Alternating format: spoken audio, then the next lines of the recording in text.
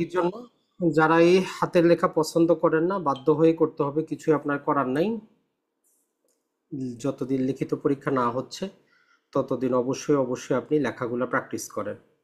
কারণ আপনি না লিখতে পারলে তো আপনার কোনো লাভ হবে না, আপনি যতই কিছু করেন। তো অলরেডি পিডিএফটা আপনাদের কাছে আছে, যার যেটা ভালো লাগে আপনারা সেখান থেকে সেটা নিয়ে নিতে পারেন। তো আমরা হাতে লেখাটা দিয়ে পড়ানো ট্রাই করব, কারণ যেহেতু আমাদের লিখিত পরীক্ষা, আপনার হাতে লেখা ভালো হোক বা খারাপ হোক সেটা কোনো দেখার বিষয় না। তাহলে এই যে প্যানাল কোড ছিল, প্যানাল কোড থেকে আমরা টোটাল কত ছিল, আমাদের এমসিকিউর জন্য 20 মার্ক ছিল। কিন্তু লিখিত পরীক্ষায় যদি আমরা দেখি একটু অন্যরকম। লিখিত পরীক্ষার ক্ষেত্রে মোটামুটি আমরা যেটা দেখতে পারি যে তামাদি আইন থেকে আমাদের এমসিকিউতে 10 মার্ক ছিল, কিন্তু লিখিত পরীক্ষায় তামাদি আইনটা কিন্তু আমাদের 15 মার্কের। তো এর জন্য আপনার সর্বপ্রথম দায়িত্ব হচ্ছে আপনি কি করেন, কোন সাবজেক্টে কত মার্ক সেটা কিন্তু আপনার একদম স্বচ্ছ ধারণা থাকতে হবে, যে কোনটাতে আপনার একটু সমস্যা থাকলেও আপনি যাতে অন্য সাবজেক্ট দিয়ে কাভার করতে পারেন। তাহলে তামাদি আইন কিন্তু খুবই সহজ, সেখানে কিন্তু আপনার 15 মার্কটা আছে। তাহলে তামাদি আইনটা এমনভাবে পড়তে হবে যাতে কোনো প্রশ্ন আপনার মিস না যায়। এখন প্যানাল কোডটা তো আসলেই বিশাল বড়। এখন এখান থেকে আপনি যতই প্রস্তুতি নেন, হয়তো আপনার কমন নাও পড়তে পারে। তো এই জন্য আগে থেকেই প্রস্তুতিটা আপনার নিয়ে রাখাটা ভালো। তাহলে প্যানাল কোডটা আপনি সামনে নেন, আপনার বই থাকুক, গাইড থাকুক, অথবা আমাদের নোটটা থাকুক, একটা সাদা কাগজ দেন।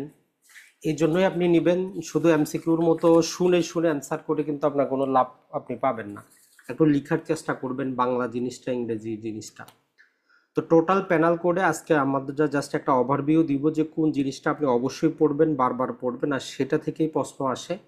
আর কনসেপ্টটা যদি না বুঝেন তাহলে অবশ্যই সেটা লাল কালিতে রাখবেন যে এখানে আপনার ডাউট আছে। তো প্যানাল কোড থেকে গত বছরের যেই আপনি জুডিশিয়ারি বলেন অথবা বার কাউন্সিল বলেন, যে প্রশ্নটা হয়েছে বেশিরভাগ সেটা হচ্ছে যে সাধারণ অভিপ্রায় বা কমন যে আমাদের ইন্টেনশন, এই জিনিসটা যেটা আমাদের 34 নম্বর ধারার মধ্যে আছে। তাহলে প্রথমে আপনার দায়িত্ব হচ্ছে 34 নম্বর ধারাটাকে আপনি আলাদাভাবে হাইলাইট করেন, যে এটা আপনাকে বারবার পড়তে হবে। এই রিলেটেড বিখ্যাত কিছু কেস ল আছে, সেটার নামটা জানতে হবে এবং ঘটনাটা জানতে হবে। তাহলে আমাদের লিখিত পরীক্ষার জন্য সর্বপ্রথম যেই গুরুত্বপূর্ণ 100-তে 100 সেটা হচ্ছে আমাদের কি কমন ইন্টেনশন। আর আরেকটা গুরুত্বপূর্ণ হচ্ছে আমাদের কমন অবজেক্ট। তো এমসিকিউর জন্য আমরা অলরেডি আমাদের ধারাগুলো মুখস্থ আছে, একটা হচ্ছে কত 34, আর একটা হচ্ছে 149। আপনার দায়িত্ব হচ্ছে লিখিত পরীক্ষার জন্য কমন ইন্টেনশন জিনিসটা কি ব্যাখ্যা সহ আপনার বোঝা, কমন অবজেক্ট জিনিসটা কি ব্যাখ্যা সহ বোঝা, এবং এই রিলেটেড যদি কেস ল থাকে সেটা একটু দেখা। আর এই দুটার মধ্যে পার্থক্যটা কি হতে পারে, 5টা পার্থক্য আপনার হ্যান্ড নোটে থাকা চাই। কারণ অনেক ক্ষেত্রে তারা টিকা আকারে দেয়, অনেক ক্ষেত্রে তারা পার্থক্য করুন বলে, যে কমন ইন্টেনশন এবং কমন অবজেক্টের মধ্যে 5টা পার্থক্য লিখুন। এখন আপনি যদি আগে থেকে অভ্যাস না থাকে আপনি কিন্তু পরীক্ষা কেন্দ্রে পারবেন না, 5টা পার্থক্য আপনার পক্ষে সম্ভব না। তাহলে আমরা জাস্ট একটু ধারণা দেওয়ার চেষ্টা করি যে কমন ইন্টেনশন জিনিসটা কি। আমাদের পরবর্তী ক্লাসগুলোতে যারা কোর্সে আসেন সেক্ষেত্রে আমরা আপনাদেরকে ট্রাই করব যতটা সম্ভব হাতে লেখার মাধ্যমে বুঝিয়ে দেওয়ার জন্য। তারপরও আগে থেকে যদি আপনার পড়া থাকে আপনার জন্য ভালো। তাহলে কমন ইন্টেনশন নর্মালি আমরা যখন ক্লাস 9-10-এ কি বিভিন্ন প্রকার কি করেছি, যদি আপনি যে বীজগণিতগুলা করেছি দেখবেন যে যদি আমাদের এরকম এক্স স্কোয়ার এক্স কিউব এরকম ছিল, তো সেখান থেকে আমরা ব্র্যাকেট দিয়ে কি করতাম, একটা এক্সকে কমন নিতে পারতাম। তার মানে এমন একটা জিনিস যেটা সবার মধ্যে থাকবে। তাহলে কমন ইন্টেনশন হচ্ছে এমন একটা ইন্টেনশন যেটা দুই বা ততোধিক ব্যক্তি, তাহলে কমন ইন্টেনশনের উপাদানের মধ্যে আমরা যদি একটা কথা বলি সেটা হচ্ছে যে একের অধিক ব্যক্তি হইতে হবে। দুই বা ততোধিক ব্যক্তি কি করবে, যখন একটা অপরাধ করার জন্য তারা একটা পরিকল্পনা করবে, তাহলে মূল কনসেপ্টটা হচ্ছে দুই বা ততোধিক ব্যক্তি থাকবে, তাদের একটা অপরাধ করার কি থাকবে, ইন্টেনশন থাকবে, ইচ্ছা থাকবে। তো এই ইন্টেনশন বা ইচ্ছা জিনিসটাই হচ্ছে কি আমাদের কমন ইন্টেনশন। এখন এই রিলেটেড একটা যদি আমরা কেস ল যেটা আছে সেটা শুনলে আপনার কাছে আরো ক্লিয়ার হয়ে যাবে, যেটা বিখ্যাত একটা কেস ল আছে। তো এই কেস লটা যদি এটা আসে আপনাকে সবসময় কি করতে হয়, রেফারেন্সটা দিতে হয়, সেটা হচ্ছে Barendra Kumar Ghosh versus king empire, সেই 1925 সালের, অনেক পুরাতন। আমাদের যে বাংলাদেশে বর্তমানে এমন কোনো কি নাই, উচ্চ আদালতের নজির নেই 34 ধারা সম্পর্কে, তো এই পুরাতন এটাই ব্যবহার করা হয়। তো এই 34 নম্বরের মূল বিষয়টা ছিল যে তারা কি করছে, ডাকাতি করতে গেছে একটা পোস্ট অফিসে, যেহেতু আগে টাকা পয়সার লেনদেন পোস্ট অফিসে হইতো। তো সেক্ষেত্রে তার যে অপর দুইজন সাথী ছিল, তাদের হাতে অস্ত্র ছিল, তারা ভিতরে গেছে ডাকাতি করতে গিয়ে পোস্টমাস্টারকে হত্যা করছে। আর এই বরেন্দ্র কুমার সাহেব ছিল কোথায়? বাইরে। সে পাহারা দিচ্ছিল কেউ আসতেছে কিনা। তো ওই দুইজন ডাকাতি করে পালিয়ে গেছে, কিন্তু যিনি এই বরেন্দ্র কুমার, সে গ্রেফতার হয়েছে। পরবর্তীতে আদালতে সে ডিফেন্স নিছে, আমি তো হত্যা করি নাই, আমি জাস্ট তাদের সাথে ছিলাম। তখন আদালত এই কমন ইন্টেনশনটা সেখানে ব্যাখ্যা করছে, যেটা আজ পর্যন্ত ওই ব্যাখ্যাটাই আমরা সর্ব জায়গায় কি করি, রেফারেন্স হিসাবে দেই, যে কমন ইন্টেনশন যদি থাকে সেক্ষেত্রে আপনি ওই কমন ইন্টেনশন, যেমন ডাকাতির ক্ষেত্রে দলভুক্ত হইলে আপনি অপরাধী, তো এইটার ক্ষেত্রে আপনার যেহেতু কমন ইন্টেনশন ছিল, আপনি নিজে হত্যা না করেন, আপনি তো ওই একটা ঘটনা ঘটানোর জন্য তাদের সাথে গেছেন, পূর্ব পরিকল্পনা আপনাদের ছিল ডাকাতি করার জন্য। আর ডাকাতি করার ক্ষেত্রে কেউ বাধা দিবে, এটাই স্বাভাবিক। আর বাধা দিলে কারো হাত পায়ে আপনি আঘাত করবেন, মেরে ফেলবেন, এটাও স্বাভাবিক। অতএব ওই হত্যার জন্য, যদিও আপনি নিজে হত্যা করেন নাই, এই কমন ইন্টেনশন বলে যে ধরে নেওয়া হবে যে আপনিও হত্যা করছেন। তো ওই জন্য ওই যে বরেন্দ্র কুমারেরও কি করা হয়েছে, ফাঁসি দেওয়া হয়েছে, মৃত্যুদণ্ড কার্যকর করা হয়েছে। তো এটা হচ্ছে আমাদের কমন ইন্টেনশন রিলেটেড একটাই কেস ল, একটাই যথেষ্ট, এর চাইতে বেশি কিছু দরকার নাই। তাহলে কমন ইন্টেনশন হচ্ছে যখন দুই বা ততোধিক ব্যক্তি কি করবে, কোনো একটা কাজ করার জন্য তাদের অভিন্ন লক্ষ্য থাকবে যে আমরা এই কাজটা করব। এখন ওই কাজটা করতে গিয়ে যত প্রকার অপরাধ যারাই করুক ওই কাজটার জন্য, ধরে নেওয়া হবে যে প্রত্যেক ব্যক্তি পৃথক পৃথক ভাবে কাজটা করছে, সবাইকে পৃথক পৃথক ভাবে ফাঁসি দেওয়া যাবে।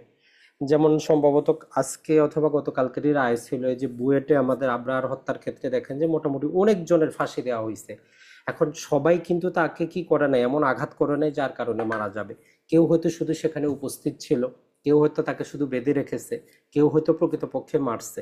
কিন্তু এই যে 34 নম্বর সেকশনটা কি করা হয়েছে, সেখানে 302 আমাদের মার্ডারের সাথে 302/34 কিন্তু সেখানে ছিল। তো কমন ইন্টেনশন এই জিনিসটা ভালো করে বুঝবেন, একটা কেস ল দিয়ে দিবেন, আপনার 5-এ 5। এখন আসি কমন অবজেক্ট, এটাও আপনি ভালো করে পড়বেন, এখনের কালিতে খাতার মধ্যে লিখে রাখেন, যেটা আমাদের আসে 149-এ, সেকশন নাম্বারটা সহ লিখেন। এখন এই অভিন্ন লক্ষ্য বস্তু বা কমন অবজেক্টটা আমাদের উৎপত্তি হয় কোথা থেকে? অবৈধ সমাবেশ থেকে। তো এটা যদি আপনি ভালো করে বুঝতে চান, আগে আপনাকে বুঝতে হবে যে অবৈধ সমাবেশ জিনিসটাকে, 141 নম্বর ধারাটা আগে বুঝতে হবে।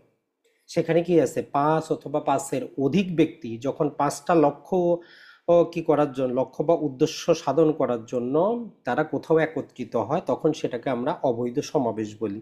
এই জিনিসটা আগে বুঝে নিবেন। আর ওই 5টা কারণও মুখস্থ করে নেবেন।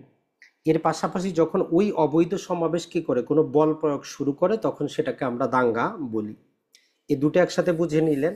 এখন এই 149-এ গিয়ে বলতেছে যখন কি করা যাবে, এই যে অবৈধ সমাবেশের লোকেরা ওই যে 5টা লক্ষ্য বস্তুর জন্য তারা একত্রিত হয়েছে, যার কারণে এটা অবৈধ সমাবেশ। এই সমাবেশের লোকেরা এখন তারা যেই প্রকারেরই অপরাধটা করুক, ওই লক্ষ্যগুলো অর্জন করার জন্য, এইটার জন্যই সবাই কি হবে, তাদের লক্ষ্যবস্তু যেহেতু এক, এই জন্য সবাই এই 149-এর অধীনে সবাই অপরাধী কিন্তু হবে। এখন দুইটার মধ্যে যদি আপনাকে পার্থক্য করতে বলে 5টা, সহজে আপনি একটা তো পার্থক্য করতে পারবেন, যে একটা হচ্ছে আমাদের 34 ধারায় দেওয়া আছে, একটা দেওয়া আছে একটা আমাদের কি 149-এর মধ্যে দেওয়া আছে। আর আমাদের কমন ইন্টেনশনে সর্বনিম্ন 2জন ব্যক্তির প্রয়োজন, কিন্তু আমাদের কমন অবজেক্টের ক্ষেত্রে সর্বনিম্ন 5জন ব্যক্তির প্রয়োজন, কারণ অবৈধ সমাবেশ না হইলে কমন অবজেক্ট হবে না। তো এইরকম আপনি নিজে থেকে নিজে এখন থেকে 5টা করে কি করেন, পার্থক্য আপনি মোটামুটি তৈরি করে রাখেন, তাহলে পরীক্ষা আসলে আপনি দিতে পারবেন। তাহলে এই দুটা আপনি 100-তে 100 দিয়ে রাখেন, একটা হচ্ছে আমাদের সাধারণ অভিপ্রায়, আর একটা হচ্ছে অভিন্ন লক্ষ্যবস্তু, কমন ইন্টেনশন অথবা কমন অবজেক্ট।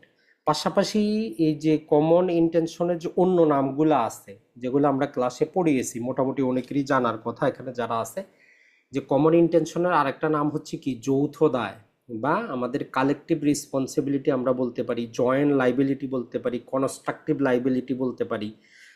এই শব্দগুলো একটু মনে রাখবেন, যদি তারা এটাও দেয় যে কনস্ট্রাকটিভ লাইবিলিটি জিনিসটা কি, কত পেনাল করে কত ধারায় এর আভাস পাওয়া যায়, আপনি একটু ব্যাখ্যা করেন কেস ল সহ, তাহলে মূলত চাচ্ছে আপনার কি কমন ইন্টেনশন জিনিসটা।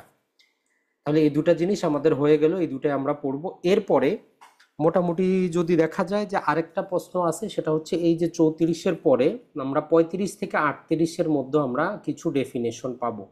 যেটা আমাদের জন্য গুরুত্বপূর্ণ। তাহলে আরেকটা জিনিস আপনি দাগিয়ে রাখেন, 35 থেকে 38 এইখানের মূল হেডিংটা আমরা পড়ব। কেন পড়ব? কারণ অনেক ক্ষেত্রে আমাদের এটাও আসতে পারে।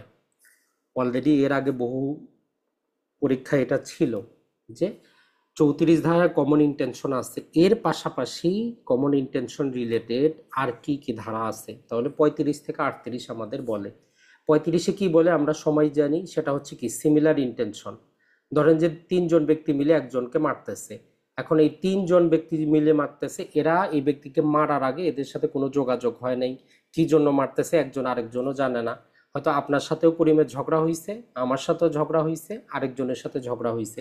আমরা সবাই ওটা দেখলেই মারবো। তো বাজারে হয়তো গেছে, তিনজন একসাথে পাইছি, ওকে আমরা কেউ হয়তো মারতেছি, কেউ হয়তো তার মাথা আঘাত করতেছি, কেউ চাচ্ছি তাকে কি সামান্য অপমান করার জন্য।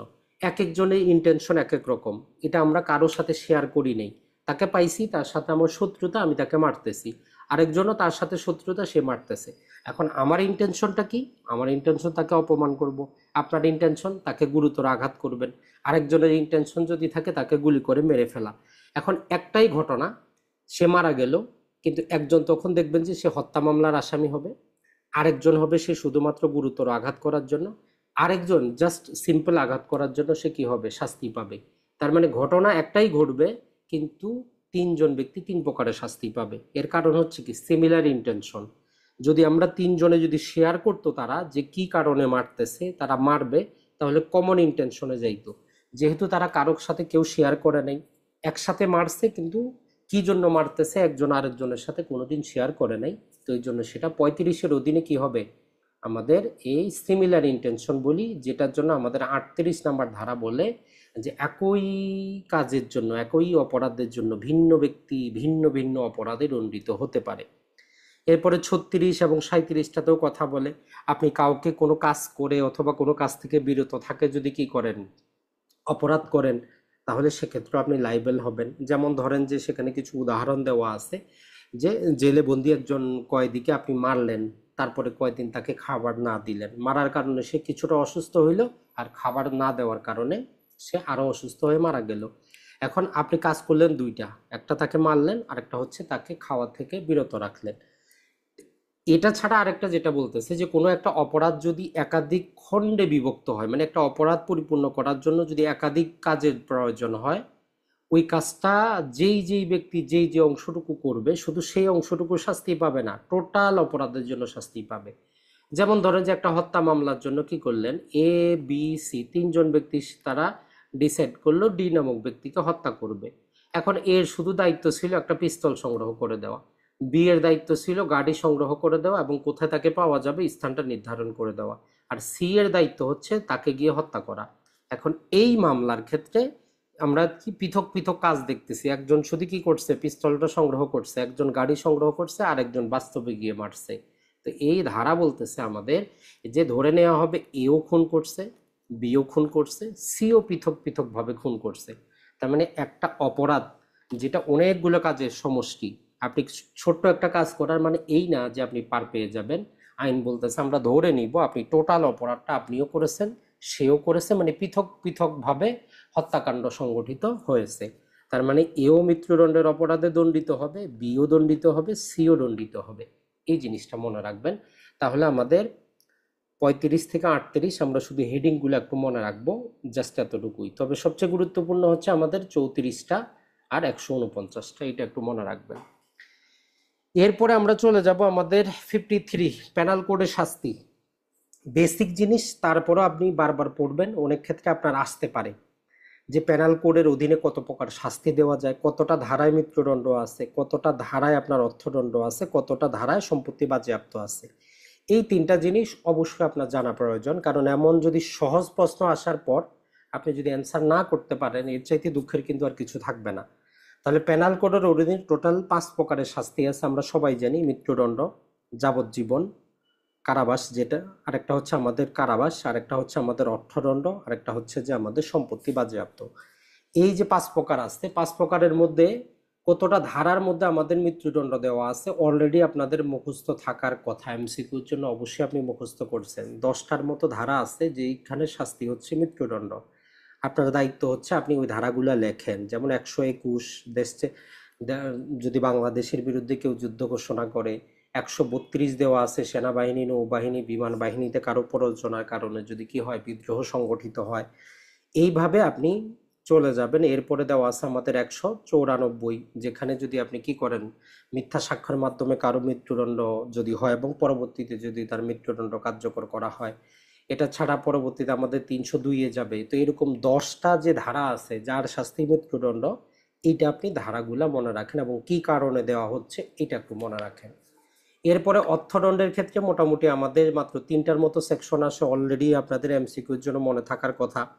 একটা হচ্ছে যে আমাদের 290 নাম্বারে দেওয়া আছে পাবলিক নিউসেন্সের ক্ষেত্রে একটা আমাদের অর্থদণ্ড দেওয়া আছে। এর পাশাপাশি 171-এর এর মধ্যে আমাদের সেখানে আপ্যায়নের মাধ্যমে যদি ঘুষ দেওয়া হয় তার শাস্তি অর্থদণ্ড দেওয়া আছে। আরেকটা অর্থদণ্ড দেওয়া আছে আমাদের আনলফুল অ্যাসেম্বলির ক্ষেত্রে, যে আনলফুল অ্যাসেম্বলি যার সম্পত্তিতে হচ্ছে ওই যে জমির মালিক, তাকে শুধু অর্থদণ্ডে দণ্ডিত করা হয়। আর সম্পত্তি বাজেয়াপ্তকরণের ক্ষেত্রে মাত্র 3টা সেকশন আছে, 126, 127। এই দুটো একটু দেখে নেবেন যে পার্শ্ববর্তী দেশ থেকে যদি কি করা হয়, কেউ যদি কোনো প্রকার সম্পত্তি লুণ্ঠন করে নিয়ে আসে, সেগুলো বাজেয়াপ্ত হবে। নিয়ে এসে যদি কারো কাছে রাখে, কেউ যদি সেগুলো গ্রহণ করে রাখে, সেগুলো বাজেয়াপ্ত হবে।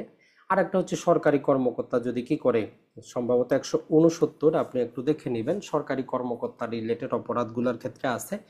যদি তারা যে জিনিসটা তারা নিলামে অংশগ্রহণ করে ক্রয় করা দরকার ছিল না, তারপরও ক্রয় করেছে, সেই জিনিসটা বাজেয়াপ্ত হয়। তাহলে 10টা ধারায় আমাদের মৃত্যুদণ্ড আছে, মাত্র 3টা ধারায় আমাদের অর্থদণ্ড আছে এবং 3টা ধারায় আছে আমাদের সম্পত্তি বাজেয়াপ্ত।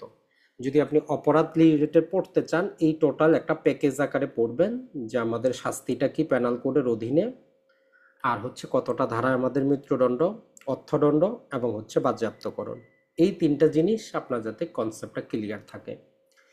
এরপরে চলে যাব আমরা জেনারেল এক্সপ্লেনেশন, জেনারেল এক্সেপশন, সাধারণ ব্যতিক্রম। এটা 2টা ভাগে বিভক্ত। সবচেয়ে গুরুত্বপূর্ণ হচ্ছে আমাদের প্রাইভেট ডিফেন্সটা।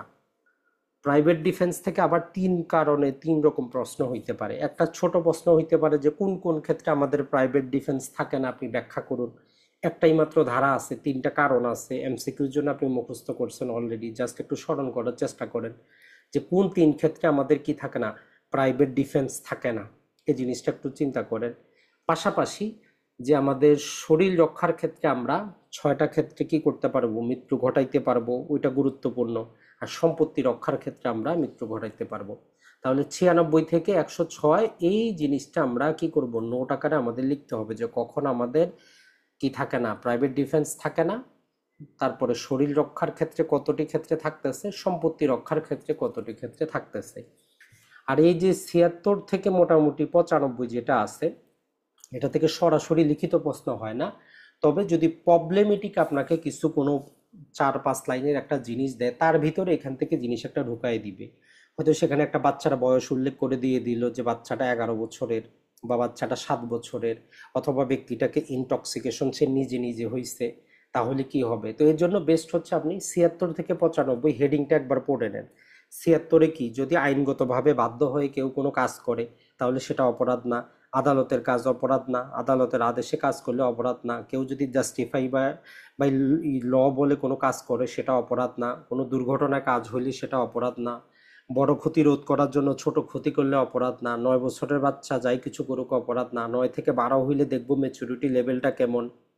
এরপরে আমাদের ইনটক্সিকেশন যদি কেউ কি করে জোরপূর্বক অথবা গোপনে করায় তাহলে সেই অপরাধ না, যদি নিজে নিজে ইনটক্সিকেশন হয় তাহলে সেটা অপরাধ হবে। এটা ছাড়া মোটামুটি প্রায় 5টার মতো সেকশন আমরা পাবো সম্মতি রিলেটেড। তো ওই সম্মতি রিলেটেড জাস্ট ওগুলো একটু দেখে নিব। শেষের থেকে আমরা যেটা পাবো যে আপনাকে কেউ যদি কোনো কাজ করতে বাধ্য করে, হুমকি ধমকি দিয়ে কোনো কাজ করায়, শুধু মৃত্যুদণ্ড এবং দেশের বিরুদ্ধে অপরাধ যা শাস্তি মৃত্যুদণ্ড, এই দুটা ছাড়া অন্য কোনো অপরাধ করলে সেটা আপনার জন্য অপরাধ হবে না। স্লাইড হার্ম ছোটোখাটো অপরাধ, কোনো অপরাধ না। এই 76 থেকে 95 শুধু হেডিংটা একটু মনে রাখার চেষ্টা করবেন। এটা সরাসরি লিখিততে আসবে না, কিন্তু কোনো প্রবলেমেটিক একটার ভিতরে আপনার দিয়ে দিতে পারে। তো এই জন্য এটা আমরা কি করব না, চান্স নিব না, যেহেতু আমাদের অলরেডি এমসিকিউর জন্য মুখস্থ আছে, আমরা এটা কন্টিনিউ এমসিকিউর মতো করে শুধু পড়ে যাব। আর 96 থেকে 106 থেকে আমরা 3টা প্রশ্ন বের করে লিখিতের জন্য পড়বো যে কখন আমাদের প্রাইভেট ডিফেন্স থাকে না, সম্পত্তি রক্ষার ক্ষেত্রে কখন মৃত্যু ঘটাইতে পারবো, শরীর রক্ষার ক্ষেত্রে কখন মৃত্যু ঘটাইতে পারবো। আশা করি এইটা আপনাদের জন্য ক্লিয়ার যে আপনি পড়বেন কোন জিনিসটা। এরপরে চলে আসি, এরপরে যে গুরুত্বপূর্ণ জিনিসটা সেটা হচ্ছে যে আমাদের অ্যাবাটমেন্ট বা অপসহায়তা। তো এইটার ক্ষেত্রে একটু বুঝে আমাদেরকে পড়তে হয়। তারপরেও 107-এর মধ্যে 3টা উপাদান আছে এবং কিছু ব্যাখ্যা আছে। আর 108-এর মধ্যে যে ব্যাখ্যাগুলো আছে এই ব্যাখ্যাগুলো আমাদেরকে একটু পড়তে হবে, নিজের মতো করে আপনি হ্যান্ড নোট করতে হবে যে ব্যাখ্যাগুলাই কি বলছে, কখন আপনি কাজটা করলে অপরাধ, কখন প্ররোচনা যদি করেন আপনার সেটা হবে আর কখন করলে হবে না। আর 109 হচ্ছে তার শাস্তিটা। তাহলে 107, 108 এবং 109 এই 3টা আমাদেরকে একসাথেই পড়তে হবে যদি আপনি অপসহায়তা রিলেটেড কিছু পড়তে চান। আর যদি আপনি রিস্ক নিতে চান যেটা আমি পড়বই না, তাহলে 3টাই আপনি বাদ দিতে পারেন। তবে যেহেতু সময় আছে মোটামুটি, আমরা বলবো যে অবশ্যই আমরা পড়বো, যেহেতু এমসিকিউর জন্য আমরা অলরেডি পড়েছি। এরপরে 120-এর এর মধ্যে শুধু আমরা ষড়যন্ত্র রিলেটেড জিনিসটা কি, এর উপাদানটা কি, যে ক্রিমিনাল কনস্পিরেসি জিনিসটা কি, এইটা জাস্ট আমরা টিকা আকারে একটু মুখস্থ করার চেষ্টা করব, বোঝার চেষ্টা করব নিজের ভাষায়। যে আপনি যখন একটা অবৈধ কাজ করার জন্য কারোর সাথে কি করলেন, কোনো প্রকার এগ্রিমেন্ট করলেন, মানে একমত হলেন যে ঠিক আছে করিম আর রহিম সাহেব মিলে তারা একমত হইল যে সে কি করবে, বাজারে গিয়ে ওই দোকানদারটাকে হত্যা করবে। এতটুক করা মাত্রই কি হয়ে গেল, তাদের উপর 120-এর ধারা প্রয়োগ হয়ে গেল, তারা অপরাধ করে ফেললো। আরেকটা উপাদান হচ্ছে যদি কোনো বৈধ কাজ, যেমন তারা যে কোনো একজন মেয়েকে বিয়ে করাবে, কিন্তু ওই মেয়ে তো বাসা থেকে আসবে না, 18 বছরের বয়স বেশি, কিন্তু তারা বাসা থেকে উঠিয়ে নিয়ে আসে তাকে বিবাহটা দিবে। কাজটা বৈধ, বিয়েটা বৈধ, কিন্তু বিয়ে করার যে প্রক্রিয়া সেটা অবৈধ। তার মানে একটা অবৈধ কাজকে যখন করার জন্য এগ্রিমেন্ট হবে সাথে সাথে অপরাধ, আর যখন একটা বৈধ কাজকে করার জন্য এগ্রিমেন্ট হবে, এগ্রিমেন্ট প্লাস কিছু কাজ করতে হবে। যেমন ধরেন যে একটা মাইক্রো ভাড়া করলো, 2-4টা গুন্ডা পান্ডা তারা করলো, ঠিক করলো যে তারা উঠায় নিয়ে আসবে, যখনই ভাড়া করলো তখনই তারা অপরাধ করলো। তাহলে এই 120-এর থেকে 2টা লাইন এবং 1-2টা আমাদের মতো করে আমরা কি করব, উদাহরণ পড়ব। এরপরে আমরা অবৈধ সমাবেশ অলরেডি বলে দিয়েছি যে 141টা আমাদের জন্য গুরুত্বপূর্ণ। আমরা অবৈধ সমাবেশটা যদি না বুঝি আমরা দাঙ্গা বুঝবো না, দাঙ্গা যদি আমরা না বুঝি সেক্ষেত্রে আমাদের এই যে 149 যেটা আছে সেটাও বুঝবো না, কমন অবজেক্ট।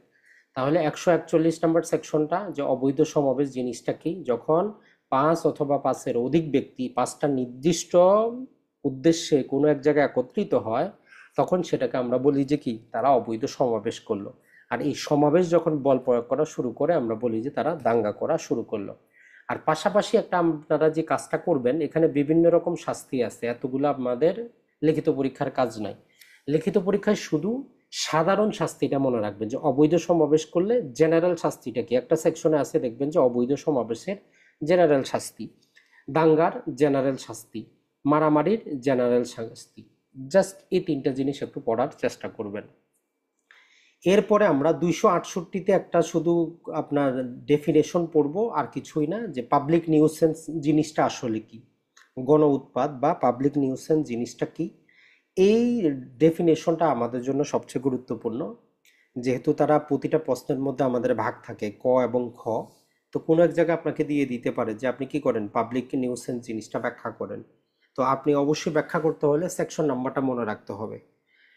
এরপরে আসি আমাদের সবচেয়ে যেটা গুরুত্বপূর্ণ, সেটা হচ্ছে আমাদের হত্যা এবং কি নরহত্যা, কালপেবল হোমোসাইড এবং মার্ডার। তো এইখান থেকে প্রতিবারই কিছু না ঘুরায় পেঁচায় প্রশ্ন কিন্তু থাকে। তো এই জন্য আপনার দায়িত্ব হচ্ছে কি, এই যে 299 থেকে মোটামুটি 304, এই মোটামুটি 5টা সেকশন পড়া, বাকিগুলা বাদ, অন্য কোনো সেকশন এখান থেকে দরকার নেই। 299-তে আমাদের বলে কি, কালপেবল হোমোসাইড জিনিসটা কি, তার ডেফিনেশন দেওয়া আছে, উপাদান দেওয়া আছে। আর 300 নাম্বার আমাদেরকে বলে যে কালপেবল হোমোসাইড কখন মার্ডার হয়। আবার আমরা শাস্তির ক্ষেত্রে যখন যাব তখন বলে যে কি, মার্ডারের শাস্তিটা কি, মানে কখন culpable homicide amounting to murder are not amounting to murder. তা আমরা এর মধ্যে বিভিন্ন উদাহরণ পাবো, বিভিন্ন এক্সেপশন পাবো, যেটা একটু দেখানোর চেষ্টা করবো আজকে আমরা। তাহলে 299, 300, 301, 302, 304, এই 5টা সেকশন আমাদেরকে ভালো করে উদাহরণ সহ ব্যাখ্যা সহ পড়তে হবে। এখানে বিভিন্ন ব্যাখ্যাও দেওয়া আছে, ওই ব্যাখ্যাগুলো একটু আমরা দেখব। তো এইটা হচ্ছে আমাদের 100% 100 মার্কের মতো আমরা বলতে পারি এইটা একটা কোশ্চিন, বা এই সেকশনগুলো থেকে একটা কোশ্চিন হবেই হবে। এরপরে চলে আসি আমরা আঘাত এবং গুরুতর আঘাত থেকে। অলরেডি আপনারা এমসিকিউর জন্য মুখস্থ আছে আপনাদের, তিনটা জিনিস হইলে আমাদের আঘাত হচ্ছে। যদি আপনার বডিলি পেইন হয়, কেউ যদি আপনাকে আঘাত করে আর বডিলি পেইন হয়, সেক্ষেত্রে ইনফার্মিটি হয়। যে তিনটা উপাদান আছে, ওই তিনটা উপাদান আপনি বারবার বাংলা ইংরেজিতে লিখবেন। আর 8 প্রকারের আঘাত যার কারণে আমরা বলতেছি যে কি হচ্ছে, তার গুরুতর আঘাত হচ্ছে, গ্রিভিয়াস হার্ট হচ্ছে, সেটা একটু মনে রাখতে হবে। এখানে আমাদের ডেফিনেশনটা। আরেকটা যেটা হচ্ছে, যখন আপনাকে পার্থক্য করতে দেয় আবার, যে আঘাত এবং গুরুতর আঘাতের মধ্যে আপনি 5টা পার্থক্য লেখেন, তো 5টা পার্থক্য লিখতে গেলে আপনাকে শাস্তির জেনারেল শাস্তিটা একটু মনে রাখতে হবে, না হলে 5টা পার্থক্য করা খুব দুরূহ ব্যাপার। তাহলে আপনি কি করবেন, এই যে আঘাতের সাধারণ শাস্তি দেওয়া আছে, গুরুতর আঘাতেরও সাধারণ শাস্তি কিন্তু দেওয়া আছে। তো ওই সাধারণ শাস্তিটা একটু পড়বেন। অনেকগুলো সেকশন আছে, সবগুলো কিন্তু আমাদের কাজ নাই। আঘাতের উপাদান 3টা আমরা মুখস্থ করব, গুরুতর আঘাতের উপাদান 8টা আমরা মুখস্থ করব। আঘাতের নর্মাল শাস্তি, গুরুতর আঘাতের নর্মাল শাস্তি যদি আমাদের দিয়ে দেয় আঘাত এবং গুরুতর আঘাতের পার্থক্য, তাহলে আমরা সেখান থেকে 5টা পার্থক্য খুব সহজে কিন্তু করতে পারবো। এরপরে আমাদের যেটা আসে সেটা হচ্ছে যে রংফুল রিস্টেইন, অর্থাৎ অবৈধভাবে আমাদের কি বাধা এবং অবৈধ অবরোধ, দুটো কনসেপ্ট কিন্তু দেওয়া আছে। তো পরীক্ষা এটা থেকে বলে যে এই দুটার মধ্যে পার্থক্যটা কি, অবৈধ বাধা জিনিসটা কি, অবৈধ অবরোধ জিনিসটা কি। তো এটার ক্ষেত্রে আমরা যে কাজটা করব, এদেরও সাধারণ শাস্তিটা মনে রাখবো। অবৈধ বাধা হচ্ছে যে আসলে সরল রেখায় বাধা, মানে আপনি ধরেন যে পশ্চিম দিকে যাচ্ছেন, আমি বলতেছি যে ভাই আপনি পশ্চিম দিকে যাইতে পারবেন না, বাকি 3 দিকে যান, এই দিকে আপনি যাইতে পারবেন না।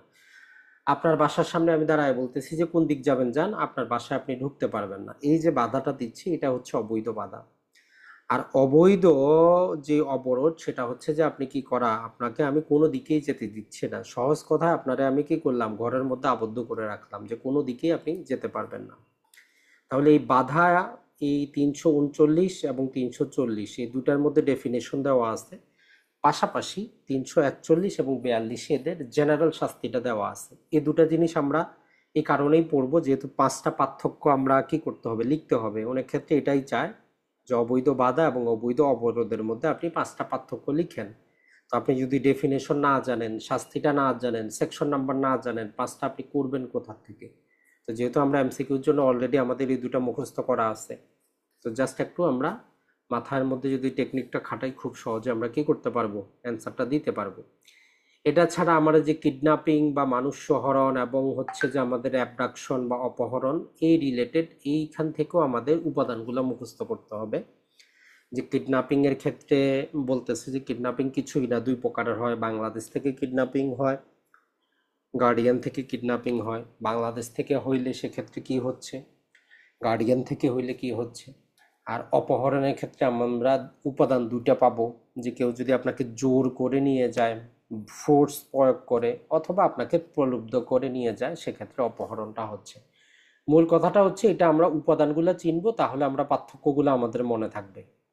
এই যে বাধা, অবরোধ, মানুষ হরণ, অপহরণ, বল প্রয়োগ এবং আঘাত, অর্থাৎ পেনাল কোডে আমাদের শরীর রিলেটেড যে অপরাধগুলো আছে, আমরা এর উপাদানগুলা মনে রাখবো, তাহলে পার্থক্য আমরা করতে পারবো খুব সহজে। এর পাশাপাশি নর্মালি আমাদের যে ধর্ষণ রিলেটেড 375 থেকে 77 যে জিনিস আছে, এখান থেকে অতটা লিখিত পরীক্ষায় আসে না। তারপরেও আপনি যেহেতু আইনজীবী হবেন, অ্যাটলিস্ট আপনার এতটুকু জানা প্রয়োজন যে বাংলাদেশের প্রচলিত আইনে আসলে ধর্ষণ জিনিসটা কি, উপাদানটা কি। 5টার মতো উপাদান আছে, এটা তো অবশ্যই আপনার মুখস্থ থাকার কথা, ওই জিনিসটা অবশ্যই মনে রাখবেন। আর পাশাপাশি যে কয়েকটা জিনিস আছে, সেটা হচ্ছে যে বহুবিবাহ এবং ব্যভিচার, এই দুটো জিনিস সম্পর্কে আপনার কনসেপ্টটা থাকা দরকার। কারণ এখান থেকেও আপনার বিবাহ রিলেটেড জিনিসগুলো যেহেতু সমাজে বেশি আছে, এখান থেকেও আপনার লিখিত পরীক্ষার জন্য কিন্তু হতে পারে, তবে অতটা গুরুত্বপূর্ণ না। কিন্তু আমরা অ্যাটলিস্ট সেকশন নাম্বারটা মনে রাখবো, যে অ্যাডাল্টারি বা ব্যভিচার আছে কত ধারায়, তার শাস্তিটা কি। এটা ছাড়া এই যে আমাদের বহু বিবাহ, এই বহু বিবাহ কত ধারায় আছে, পলিগামি আমরা যেটাকে বলতেছি, এর শাস্তিটা কি। অ্যাটলিস্ট এই বেসিক দুটো জিনিস আমাদের অবশ্যই জানা প্রয়োজন। তাহলে যদিও কোনো কারণবশত নর্মাল প্রশ্নগুলো আমরা কমন নাও পাই, এখান থেকে যদি দেয়, যাতে আপনি কি করতে পারেন, আপনার লিখিত কাজটা শেষ করে আসতে পারেন। এর পাশাপাশি আর যে জিনিসটা সেটা হচ্ছে সম্পত্তি রিলেটেড, যেটা আমরা একটু পরে পড়াচ্ছি, যে সম্পত্তি রিলেটেড অপরাধগুলা সবগুলাই করতে হবে। কারণ আপনি যখন আইনজীবী হবে আদালতে যাবেন, এই সম্পত্তি রিলেটেড অপরাধের মামলাই পাবেন আপনি বেশি, তো এই জন্য এখানে বাদ দেওয়ার কোনো সুযোগ নাই। এরপরে আরেকটা পাবো আমরা জালিয়াতি। তো এই জালিয়াতির জিনিসটা গুরুত্বপূর্ণ, শুধু এখানে আমরা জালিয়াতি জিনিসটা কি মোটামুটি 3টা সেকশন আমাদেরকে পড়তে হয়।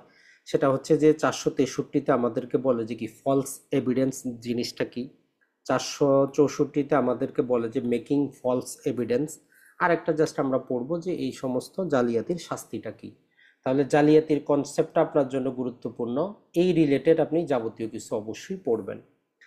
এরপরে আর 3টা জিনিস দেখতে পারেন, একটা হচ্ছে সিম্পলি শুধু মনে রাখবেন মানহানি জিনিসটা কি, কত ধারায় আছে, নর্মাল তার শাস্তিটা কি।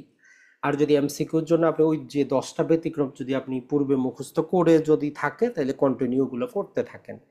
মানহানি রিলেটেড জিনিসটা অতটা গুরুত্বপূর্ণ না, কিন্তু যদি আপনি এমসিকিউর জন্য অলরেডি ওই যে 10টা ব্যতিক্রম আছে সেটা যদি আপনার মুখস্থ থাকে, মুখস্থ আপনি রাখেন। আরেকটা হচ্ছে আমাদের ক্রিমিনাল ইন্টিমিডেশন বা অপরাধমূলক ভীতি প্রদর্শন, এর উপাদানগুলা প্লাস শাস্তি। এই কয়েকটা জিনিস প্যানাল কোড থেকে তাহলে দেখেন আমরা লিখিত পরীক্ষার জন্য মোটামুটি যদি আপনি বলেন 50% কিন্তু আমাদের নাই। এখন আপনার দায়িত্ব হচ্ছে এই কনসেপ্টগুলা থেকে আপনাকে কি করা, ধীরে ধীরে প্রশ্নগুলা কিভাবে লিখবেন, আপনার কাছে অবশ্যই লিখিত আকারে বই আছে, আগে কনসেপ্টগুলো ক্লিয়ার করে তারপরে আমরা যাব কি বিভিন্ন প্রকার যে প্রবলেমেটিক যে প্রশ্ন আছে সেগুলো দেখার জন্য। এখন আপনার যদি এই কোনো একটা কনসেপ্টে যদি কি ক্লিয়ার যদি না থাকে, আপনি ওই সমস্ত প্রবলেমেটিক প্রশ্ন দেখে আপনি অ্যান্সার করতে পারবেন না, তাহলে অযথা আপনার সেগুলো দেখেও কিন্তু কোনো লাভ হবে কিন্তু না। তাহলে আমাদের মূল কথাটা হচ্ছে আপনি কি করবেন, প্যানেল কোড থেকে কোন জিনিসটা পড়বেন সেটা আজকের ভিডিওতে আমরা জানিয়ে দিলাম। পাশাপাশি এখন আপনাদেরকে আমরা যে জিনিসটা বলতে পারি যে প্রতিটা ক্ষেত্রে আমাদের কেস লয়ের কিন্তু প্রয়োজন নাই, এটা মনে রাখবেন। যেমন ধরেন যে আপনাকে যদি কমন ইন্টেনশন এবং কমন অবজেক্টের 5টা পার্থক্য করতে বলে, এখানে আপনাকে কেস ল দিতে হবে না, কিন্তু জাস্ট যদি বলে যে কমন ইন্টেনশন ব্যাখ্যা করুন 5টা মার্ক যদি দেয়, সেক্ষেত্রে অবশ্যই কেস লটা আপনারে দিতে হবে, নামটা অ্যাটলিস্ট আপনাকে দিতে হবে। যেমন ধরেন যে এখানে এই যে Barendra Kumar Ghosh versus king empire 1925, এই জাস্ট এই মামলার যেই হেডিংটা এতটুকু আপনার অবশ্যই মুখস্থ রাখতে হবে। আর এই যে কমন ইন্টেনশনের যে উপাদানটা আছে, এই উপাদানটা আপনারা একটু মুখস্থ রাখতে হবে। কিন্তু মনে রাখবেন যখনই পার্থক্য চাবে তখন আপনার কেস ল দেওয়ার কিন্তু কোনো দরকার নাই, কিন্তু যখন দেখবেন যে আপনি মাত্র 2 লাইন বা 3 লাইন লিখতেছেন, তখন আপনার জাস্ট মোটামুটি আমাদের প্যানাল করে বেশি না 3টা থেকে 4টা আমরা কেস ল পড়বো, যদি আসে সেখান থেকে আসবে, আর একান্তই যদি আপনার নাই আসে, মনে না থাকে, আপনার দেওয়ার দরকার নেই। জাস্ট এতটুকু মনে রাখবেন। এরপরে যদি আমরা দেখি আজকে আমাদের সম্পত্তি রিলেটেড, আমরা যে কাজটা আগে আমরা আপনাদেরকে দিয়েছি, এখান থেকে আপনি যে কাজটা করবেন টাইপকৃতভাবে, যত প্রকার আমাদের কি আছে মানব দেহের বিরুদ্ধে অপরাধ এবং সম্পত্তির বিরুদ্ধে অপরাধ আছে, এর ইংরেজি প্লাস বাংলা দুটা নাম আপনার মনে আছে কিনা এটা আপনি দেখেন। মানে আপনি চোখটা বন্ধ করলে এই অপরাধগুলোর নামটা আপনার মুখস্থ আছে কিনা এটা একটু চিন্তা করেন। যখন মুখস্থ থাকবে তখন আমরা আপনাদেরকে উপাদানগুলো বললে আপনার মনে থাকবে। 1 নম্বরে যেমন যে থেফট বা চুরি আছে কত ধারায়, বাংলা নাম কি, ইংরেজি নাম কি, এই 3টে একসাথেই মুখস্থ রাখবেন। কারণ চুরি রিলেটেড কোনো প্রশ্ন আসলে আপনাকে কিন্তু শুরু করতে হবে যে 378 ধারায় কি আছে, চুরির ডেফিনেশন দেওয়া আছে, চুরির ব্যাখ্যা দেওয়া আছে, চুরির উদাহরণ দেওয়া আছে, কিন্তু আপনাকে ওই 378টা হাইলাইট করতে হবে। এখন আপনার যদি ধারা এটা মনে না থাকে আপনি কি করবেন, বা চুরি না লিখে আপনাকে কোট আনকোট থেফট দিল, এখন আপনি এই থেফট মানে যে চুরি এটা যদি না জানেন তাহলে দুঃখজনক ব্যাপার। তো এর জন্য 1 নম্বর দায়িত্ব হচ্ছে আপনি সেকশন নাম্বারটা, যেই সেকশনের মধ্যে আমাদের সংজ্ঞাটা দেওয়া আছে সেটা তার বাংলা প্লাস ইংরেজি নাম। এর মধ্যে 383-তে আমাদের এই যে এক্সটর্শন, যাকে আমরা বলপূর্বক আদায় বা সহজ বাংলায় চাঁদাবাজি বলি, এই জিনিসটা দেওয়া আছে। নামটা একটু আপনি মনে করার চেষ্টা করেন যে আপনার মনে থাকতেছে কিনা। এরপরে আমাদের এই যে রবারি বা দস্যুতা, ডাকাতি, এটা ছাড়া dishonestly misappropriation, criminal breach of trust, stolen property, cheating, mischief, criminal trespass, house ব্রেকিংটা নর্মালি আমাদের দরকার নেই, এটা এখান থেকে আমরা বাদ দিয়ে দিব, হাউস ব্রেকিংটা আমাদের কাজের না। এরপরে আমরা এই যে কালপেবল হোমোসাইড, মার্ডার, তারপরে hurt, grievous hurt, wrongful restraint, wrongful confinement, criminal force, assault, kidnapping, abduction, rape, unnatural offence, prohibition, polygamy, adultery. এই শব্দটা অবশ্যই মনে রাখতে হবে। এই যে কয়টা ইংরেজির কথা বললাম এগুলো অবশ্যই আপনারা মনে রাখতে হবে। আর এই যে সামনে যে সেকশন নাম্বারগুলো দেখতেছেন এগুলোতে কি আছে তার ডেফিনেশন দেওয়া আছে। তো এখন আমরা দেখি যে সম্পত্তি রিলেটেড অপরাধ এবং মানবদেহের বিরুদ্ধে অপরাধগুলো আপনারা কিভাবে মনে রাখবেন। যখন আপনি অপরাধের নামটা মনে রাখবেন তখন তার উপাদানটা আপনার মনে আসবে। আপনি যদি নামটাই যদি মনে না থাকে উপাদান তো আপনার মনে আসবে না।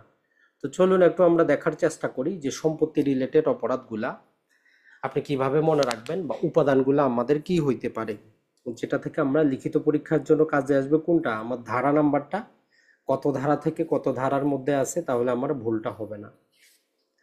সর্বপ্রথম আপনার দায়িত্ব হচ্ছে যখনই আপনি সম্পত্তি রিলেটেড অপরাধটা পড়বেন আপনি মনে করবেন যে 378 থেকে 462 এই সেকশনগুলোর মধ্যে আমাদের কি দেওয়া আছে আমার সম্পত্তি রিলেটেড অপরাধ এবং আমাদের চ্যাপ্টার নাম্বার হচ্ছে 17। এটাও কিন্তু মনে রাখবেন যে আমাদের কি চ্যাপ্টার নাম্বার হচ্ছে 17, সেকশন হচ্ছে 378 থেকে নিয়ে 462, প্রপার্টি রিলেটেড অপরাধ নিয়ে আলোচনা করে। এরপরে আমরা এখন যাব ধীরে ধীরে যে কোনটার মধ্যে কোনটা কোথায় আছে।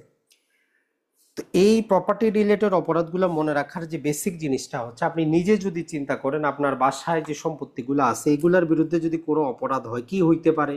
সম্পত্তিটা চোর নিয়ে যাইতে পারে, ডাকাতি নিয়ে যাইতে পারে, টাকা পয়সা নিয়ে যাইতে পারে, অথবা আপনার বাড়িতে আগুন ধরায় দিতে পারে, অথবা কেউ অবৈধভাবে আপনার বাসায় প্রবেশ করতে পারে। তাহলে কয়টা অপরাধ পাইলাম? বেসিক নেচারে 3টা।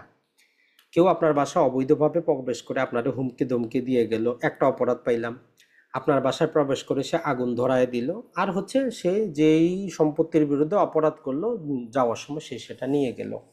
আপনি একটু নিজে চিন্তা করেন যে এই 3টার বাইরে কি কোনো অপরাধ আপনার কাছে হচ্ছে? আমার তো মনে হয় না যে হচ্ছে। তাহলে একটা হচ্ছে আপনার সম্পত্তিটা ধ্বংস করে দিল, একটা হচ্ছে আপনার সম্পত্তির মধ্যে প্রবেশ করে আপনার হুমকি ধমকি দেখাইলো, আর একটা হচ্ছে যে সম্পত্তিটা সে নিয়ে গেল। এখন এই 3টে কনসেপ্টের উপর ভিত্তি করে আমরা টোটাল অপরাধগুলোকে কি করব ভাগ করব। এই ভাগটা যদি আপনি একবার পড়তে পারেন আপনার যেভাবেই প্রশ্ন আসুক আপনি কিন্তু অ্যান্সার করতে পারবেন। সর্বপ্রথম যে অপরাধটা সেটা আমরা দেখি যে একটা সম্পত্তির বিরুদ্ধে অপরাধ হয়েছে। আপনার কাছে আসে একজন মক্কেল, বলল যে তার একটা প্রপার্টি রিলেটেড সমস্যা হয়েছে কিন্তু সম্পত্তিটা তার কাছেই আছে। তাহলে কেমন অপরাধ হইতে পারে? তো সম্পত্তি বলতেছে যে মালিকের কাছেই আছে, দখলটা তার কাছেই আছে, সম্পত্তির কোনো ড্যামেজ হয় নাই, কোনো ক্ষতি হয় নাই, যে অপরাধ করছে সে নিয়েও যায় নাই।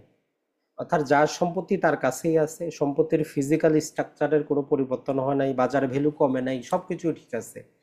শুধু একটা জিনিস হয়েছে, সেটা হচ্ছে একটা অধিকার খর্ব হয়েছে। কেমন অধিকার? যেমন ধরেন যে এই মোবাইলটা যদি আপনি মালিক হন, এই মোবাইলটা আপনার কাছেই থাকবে, আপনার অনুমতি ছাড়া আমি নিব না, ব্যবহার করব না, এটাই হচ্ছে এক্সক্লুসিভ রাইট। আপনার সম্পত্তি, আপনার বাসায় আপনার মোবাইল, আপনার টিভি, আপনার ফ্রিজ, আপনার যা কিছু আপনারই, আমি কেন আপনার অনুমতি ছাড়া সেগুলো ধরবো? তো এই যে আমি কি করলাম, আপনার বাসায় প্রবেশ করলাম, প্রবেশ করে সেখানে আপনাকে হুমকি ধমকি দিলাম আপনার সম্পত্তির উপর দাঁড়িয়ে। বাড়ি আপনার, ঘর আপনার, সবকিছু আপনার, জিনিস আপনার, কিন্তু আমি গিয়ে আপনাকে হুমকি ধমকি দিলাম, প্রাণনাশের হুমকি দিলাম, ক্ষতির ইনজুরির হুমকি দিলাম, বিরক্ত বোধ করাইলাম। এই যে একটা অপরাধ করলাম যেটা আপনার সম্পত্তির সাথেই হইলো, আপনার সম্পত্তির মধ্যে গিয়ে হইলো, কিন্তু সম্পত্তি আমি নিয়েও গেলাম না, সম্পত্তির বাজার ভ্যালু কমে নাই, সম্পত্তিতে আগুনও লাগাই নাই, কোনো প্রকার কিছু করি নাই। তাহলে যখন প্রপার্টি শুধু একটা এক্সক্লুসিভ রাইট আমার হরণ হচ্ছে, যে আমার সম্পত্তিতে এসে কেউ আমারই হুমকি দিচ্ছে, তখন আমরা বলতেছি যে এই অপরাধটা আইনের ভাষায় ক্রিমিনাল ট্রেসপাস বা অপরাধমূলক অনুপ্রবেশ।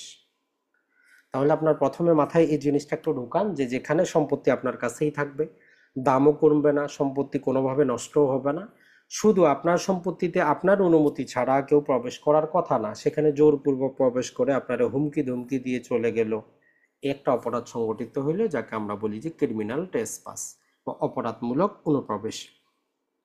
আপনার মূল দায়িত্ব হচ্ছে শুধু আপনি ব্যক্তিটা দেখবেন যে কত ধারা থেকে কত ধারা এর অপরাধ রিলেটেড কথাবার্তা আছে। 441 থেকে নিয়ে 462 এতটুকু প্রাথমিকভাবে মনে রাখবেন যে এই ধারাগুলোর মধ্যে আমরা ক্রিমিনাল ট্রেসপাস রিলেটেড আলোচনা পাবো। আর লিখিত পরীক্ষার জন্য আমরা সেখানে শুধু কি করব, দুইটা জিনিসই পড়ব, ক্রিমিনাল ট্রেসপাসের উপাদানটা আর তার নর্মাল শাস্তি, আর কিছু আমাদের দরকার নেই। মানে দুইটা সেকশনই আমরা পড়বো, বাকিগুলো আমাদের কাজের না। এখন ধরেন দখল রিলেটেড এটা আমাদের চলে গেল, এখন আসি আরো তো অপরাধ হইতে পারে। এই অপরাধটা এখন হইল যে একটা সম্পত্তির বিরুদ্ধে একটা অপরাধ হচ্ছে, তাহলে যিনি অপরাধটা করতেছেন তার ব্যক্তিগত কোনো লাভ আছে কিনা। আমি যে আপনার একটা ঘড়ি, একটা মোবাইল, একটা স্বর্ণ চুরি করতেছি, আমি আর্থিকভাবে লাভ পাচ্ছি, বেনিফিটেড হচ্ছি। তা আপনি চিন্তা করেন অপরাধ তো সংগঠিত হয়েছে, তাইলে ওই চোর বা ওই ডাকাত বা ওই অপরাধী ওই প্রপার্টি থেকে সে কি লাভবান হচ্ছে না অযথাই সে অপরাধটা করলো। এখন আর্থিক দিক বিবেচনা করলে আমরা দুই রকমের অপরাধ পাবো। একটা হচ্ছে যে হ্যাঁ সে আর্থিকভাবে লাভবান হইতে পারে বা হইল, আর একটা হচ্ছে সে আর্থিকভাবে তো নিজে লাভবান হয় নাই, কিন্তু আপনার সম্পত্তি সে কি করছে, বিনষ্ট করছে, মিসচিপ করছে, আগুন ধরায় দিছে, বাজারে ভ্যালু কমায় দিছে, সামান্য একটু ড্যামেজ করে দিছে। আগে যেটা বাজারে 100 টাকা কেজি যাইতো এখন সেটা 50 টাকা কেজি। আপনার হয়তো কি ছিল নানা প্রকার আপনি সবজি আবাদ করেন, কথার কথা, আপনি সেগুলো বাসায় সাজিয়ে রাখছেন, তো আরেকজন যায় সবজিগুলোকে সামান্য সামান্য ভেঙে দিল, সে নিয়েও জানে আপনার কাছেই রাখছে, কিন্তু বাজার ভ্যালু কমায় দিল, আপনার বাসার মধ্যে আগুন ধরায় দিল। তাহলে যেইখানে অপরাধী নিজে আর্থিকভাবে লাভবান হয় না কিন্তু সম্পত্তির ক্ষতি করে, বিনষ্ট করে অথবা বাজার ভ্যালু কমায় দেয়, তখন আমরা বলি যে এই সম্পত্তির বিরুদ্ধে যে অপরাধ হইল এটারে বলি ক্ষতি, বিনষ্ট বা মিসচিপ। তাহলে ইংরেজি শব্দটা মনে রাখবেন, ক্ষতি, বিনষ্ট বা মিসচিপ। এটা আমরা আলোচনা করে 425 থেকে নিয়ে 440। তাহলে দুইটা কনসেপ্ট আপনার ক্লিয়ার থাকার কথা। একটা হচ্ছে যেখানে সম্পত্তি মালিকের কাছেই আছে, কোনো প্রকার ক্ষতি হয় নাই কিন্তু এক্সক্লুসিভ একটা রাইটের ক্ষতি হয়েছে, তখন হচ্ছে ক্রিমিনাল ট্রেসপাস। যখন সম্পত্তিটা মালিকের কাছেই আছে কিন্তু চোর নিয়ে যায় নাই, আর্থিকভাবে লাভবান হয় নাই, কিন্তু সম্পত্তির বাজার ভ্যালু কমে গেছে অথবা সম্পত্তির ক্ষতি হয়েছে, সম্পত্তি পুড়ে গেছে, অর্থাৎ ওই প্রপার্টি আগের অবস্থানে আর নাই, সেটা জ্বলে গেছে, পুড়ে গেছে অথবা ক্ষতি হয়েছে অথবা বাজার ভ্যালু কমে গেছে, তখন আমরা বলবো যে মিসচিপ হয়েছে, ক্ষতি হয়েছে, বিনষ্ট হয়েছে। এখন আসি যে আসলে এই দুইটার ক্ষেত্রে অপরাধের কোনো লাভ হইল না। এখন আসি আমরা অপরাধী লাভ হয়, তাহলে এমন কি জিনিসটা হইতে পারে যে অপরাধ, যে ক্ষেত্রে একজন অপরাধী সম্পত্তির বিরুদ্ধে অপরাধ করতেছে, প্রপার্টির বিরুদ্ধে, সে ব্যক্তিগতভাবে লাভবান হবে। এটা যখন আমরা যাব, প্রথমে আমরা নিজেকে নিজে প্রশ্ন করি যে পেনাল কোডের অধীনে একটা অপরাধ হইতে গেলে কি লাগে, একটা গিলটি মাইন্ড লাগে, মেন্সরিয়া লাগে, অপরাধ করার ইচ্ছা কিন্তু জাগতে হয়। আপনার যদি মেন্সরিয়া না থাকে আপনি যাই করেন এটা অপরাধ না। এই বেসিক কনসেপ্ট কিন্তু আমরা জানি যে একটা অপরাধ করার জন্য আপনার কাছে অপরাধ করার ইচ্ছা থাকতে হবে, যাকে আইনের ভাষায় বলি যে মেন্সরিয়া। তাহলে এখন আপনি প্রশ্ন করেন যে অপরাধী লাভবান তো হবে, ঠিক আছে, তাইলে এই যে লাভবান হওয়ার বুদ্ধিটা, সম্পত্তিটা চুরি করা, ডাকাতি করা বা যাই কিছু করা, এটা তার ইচ্ছাটা কখন জাগলো, সম্পত্তিটা তার হাতে আসার পরে না আগে? যেমন ধরেন যে একটা মোবাইল সে কি করলো, রাস্তাঘাটে পাইলো, পাওয়ার পরে তার মনে হইলো মোবাইলটাও তো ভালোই, আমি এটা রাখে দিই, কাউরে না দিই, চুপচাপ বাসায় নিয়ে যাই রাখে দিই। তো এটা হচ্ছে যে একটা সম্পত্তি তার হাতে আসার পর, হস্তগত হওয়ার পর তার মনে ইচ্ছা জাগছে অপরাধ করার। আরেকটা হচ্ছে যে আরেকজনের হাতে আপনি মোবাইল দেখছেন, দেখে আপনার ভালো লাগছে, মন চাইলো যে তার থেকে চুরি করেন। তাহলে আমরা যখন অপরাধী আর্থিকভাবে লাভবান হবে তখন দেখবো যে অপরাধ করার ইচ্ছাটা তার কখন জন্মাইলো, সম্পত্তিটা তার হাতে আসার আগে না পরে। এর উপর ভিত্তি করে আমরা দুই ভাগে ভাগ করব। তো ধরলাম যে আমরা সম্পত্তিটা অপরাধীর হাতে আসার পর তার মেন্সরি অ্যাক্টিভ হইলো, অপরাধ করার ইচ্ছা জাগলো। যেমন সে একটা মোবাইল পাইলো, অথবা তাকে বিশ্বাস করে কেউ কিছু দিল, যেমন ধরেন যে কুরিয়ার কোম্পানির কাছে আপনি একটা জিনিস দিচ্ছেন পাঠাচ্ছে এক জায়গায় পাঠানোর জন্য, আপনি তারে বিশ্বাস করে দিচ্ছেন সে পাঠাবে, সে আপনার জিনিসটা মেরে দিচ্ছে, সে কি করছে, ক্রিমিনাল বিচ অফ ট্রাস্ট করছে, আপনার বিশ্বাসটারে ভঙ্গ করছে সে। আপনার বাসায় কাজের লোক আছে, তারে আপনি বিশ্বাস করে কোথায় কি রাখছেন সবকিছু সে জানে, তারে আপনি বিশ্বাস করেন, সে কি করছে, আপনি তার একটা জিনিস রাখতে দিয়েছেন, না রাখে সে সেটা নিয়ে চলে গেছে, সে চুরি করে নাই, সে কি করছে, ক্রিমিনাল বিচ অফ ট্রাস্ট করছে, আপনার বিশ্বাসটা সে ভঙ্গ করছে। তাহলে যদি সম্পত্তির দখল লাভের পর কারো কোনো অপরাধ করার ইচ্ছা জাগে, আমরা বলবো যে আইনের ভাষায় দুই প্রকারের অপরাধ হইতে পারে। এক প্রকারের অপরাধ হচ্ছে ক্রিমিনাল বিচ অফ ট্রাস্ট বা অপরাধমূলক বিশ্বাসভঙ্গ, যেই ক্ষেত্রে কোনো ব্যক্তি অন্য কোনো ব্যক্তিকে বিশ্বাস করে অথবা জিম্মা হিসাবে একটা জিনিস রাখতে দেয়, আর ওই ব্যক্তি তার বিশ্বাসটা ভঙ্গ করে। হয়তো আপনি ঢাকা শহরে আছেন, গ্রামে বাসায় যাবেন, আপনার বাসায় কিছু জিনিস আছে মূল্যবান, আপনি পাশের বাসার ব্যক্তির কাছে রাখে গেছেন, আসার পরে সে বলতেছে যে আপনি এই জিনিসটা দেন নাই, আপনি মিথ্যা কথা বলতেছেন। এখন এই রকম মামলা আসলে তখন আপনারা যদি প্রবলেমেটিক প্রশ্ন দেয় যে এই ক্ষেত্রে কোন অপরাধটা ঘটছে, একটা জিনিস আপনি একজনকে বিশ্বাস করে রাখতে দিয়েছেন, আসার পরে সে বলতেছে আপনি দেন নাই, অথবা সে জানে না, তার কাছে নাই, তখন আপনার তার বিরুদ্ধে যে মামলাটা হবে সেটা হচ্ছে এই যে সিবিটি এর অধীনে ক্রিমিনাল বিস অফ টাস্ক। আপনি তাদের বিশ্বাস করে দিছিলেন, সে এখন দিচ্ছে না। আরেকটা যেটা হইতে পারে সেটা হচ্ছে যে অর্ডিনারি, এক্ষেত্রে আপনি তারে বিশ্বাস করে জিনিসটা দেন নাই, বিশ্বাস করে তার কাছে রাখেন নাই। অর্ডিনারি কোর্সে নর্মাল বিজনেস আওয়ারে যে কোনো ব্যক্তি একটা সম্পত্তি পাইছে, যেমন আমরা বললাম রাস্তাঘাটে আপনি চলতেছেন, আপনি সেখানে একটা মূল্যবান জিনিস পাইলেন, অথবা আপনি কারো বিয়ে বাড়িতে গেছেন, অনুষ্ঠানে গেছেন, কারো বাসায় গেছেন, সেখানে আপনি দেখলেন যে একটা জিনিস আপনি পাইলেন, আপনি জানেন জিনিসটা কার, কিন্তু আপনি সেটা গোপনে কি করতেছেন, গোপনে নিয়ে আসলেন, নিয়ে আসে নিজে ব্যবহার করা শুরু করলেন। এই যে অর্ডিনারি কোর্সে যেখানে আপনার উপর কেউ ন্যস্ত করে নাই কোনো সম্পত্তি, আপনার হস্তগত হয়েছে, তখন আমরা বলি যে আপনি কি করলেন, ক্রিমিনাল মিস অ্যাপ্রোপ্রিয়েশন করলেন। এর আবার দুইটা ধারা আছে, 403 আর 404। 403-এ বলে যে অর্ডিনারি কোর্সে জীবিত ব্যক্তির সম্পত্তি আত্মসাৎ, আর 404-এ বলে যে মৃত ব্যক্তির সম্পত্তি আত্মসাৎ। তো এই কনসেপ্টটা আমরা ভালো করে একটু পার্থক্য করার চেষ্টা করব যে কখন জীবিত ব্যক্তির সম্পত্তি আত্মসাৎ হয় আর কখন মৃত ব্যক্তির সম্পত্তি আত্মসাৎ হয়।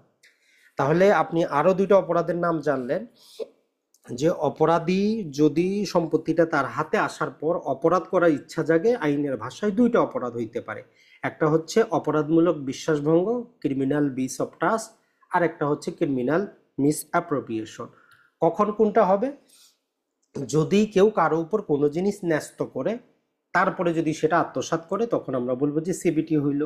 আর একটা হচ্ছে অর্ডিনারি বিজনেস কোর্সে সাধারণ চলাফেরায় সাধারণভাবে আপনি কোনো সম্পত্তি পাইলেন, তারপর আপনি নিজের ব্যবহারের জন্য ব্যবহার করতেছেন, আপনার ইন্টেনশনটা ভালো ছিল না, তো এই জন্য আপনি কি করলেন, নিজে ব্যবহার করার জন্য যদি ব্যবহারও করেন। এক্ষেত্রে মজার বিষয়টা হচ্ছে, যেমন ধরেন যে আমার একটা ঘড়ি, হয়তো আমি একটা ঘড়ি পরি, সম্ভবত ঘড়িটা আছে এখানে, ইতিহাস যদি দেখায়, ধরেন যে এই ঘড়িটা আমার পরলাম, এখন আপনার, আমি যে কোনো এক জায়গায় গেলাম, আপনিও সাথে গেছেন, আপনার মনে হলো যে ঘড়িটা খুব ভালো, তো আপনি পাইলেন, আমাকে আর কিছু বললেন না, আপনি নিয়ে আসলেন।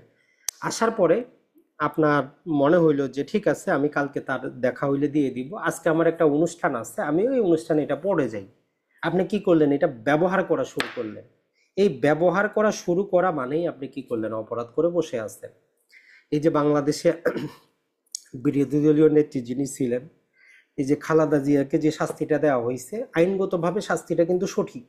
কারণ একটা অ্যাকাউন্টে নির্দিষ্ট পরিমাণ উদ্দেশ্যে একটা নির্দিষ্ট পরিমাণ টাকা আছে। এখন এই টাকাটা আপনি উপযুক্ত কোনো কারণ দেখানো ছাড়া 3টে অ্যাকাউন্টে আপনি ট্রান্সফার করছেন। আপনি উপযুক্ত সাফিসিয়েন্ট কজ দেখাইতে পারেন না যে একটা নির্দিষ্ট ফান্ডের নির্দিষ্ট উদ্দেশ্যের টাকাটা আপনি কি কারণে 3টা ক্ষেত্রে নিয়ে গেলেন। আপনি অন্য জায়গায় অন্য কাজের জন্য অন্য অ্যাকাউন্টে ট্রান্সফার করছেন, আপনার কাছে উপযুক্ত কোনো ডকুমেন্ট নাই যে আমি এই গ্রাউন্ডে এই জমিটা কেনার জন্য এখানে দিলাম, বা এই ওই যে উপকারার্থে দিলাম, এরকম কোনো কজ অফ অ্যাকশন তারা দেখাইতে পারে না।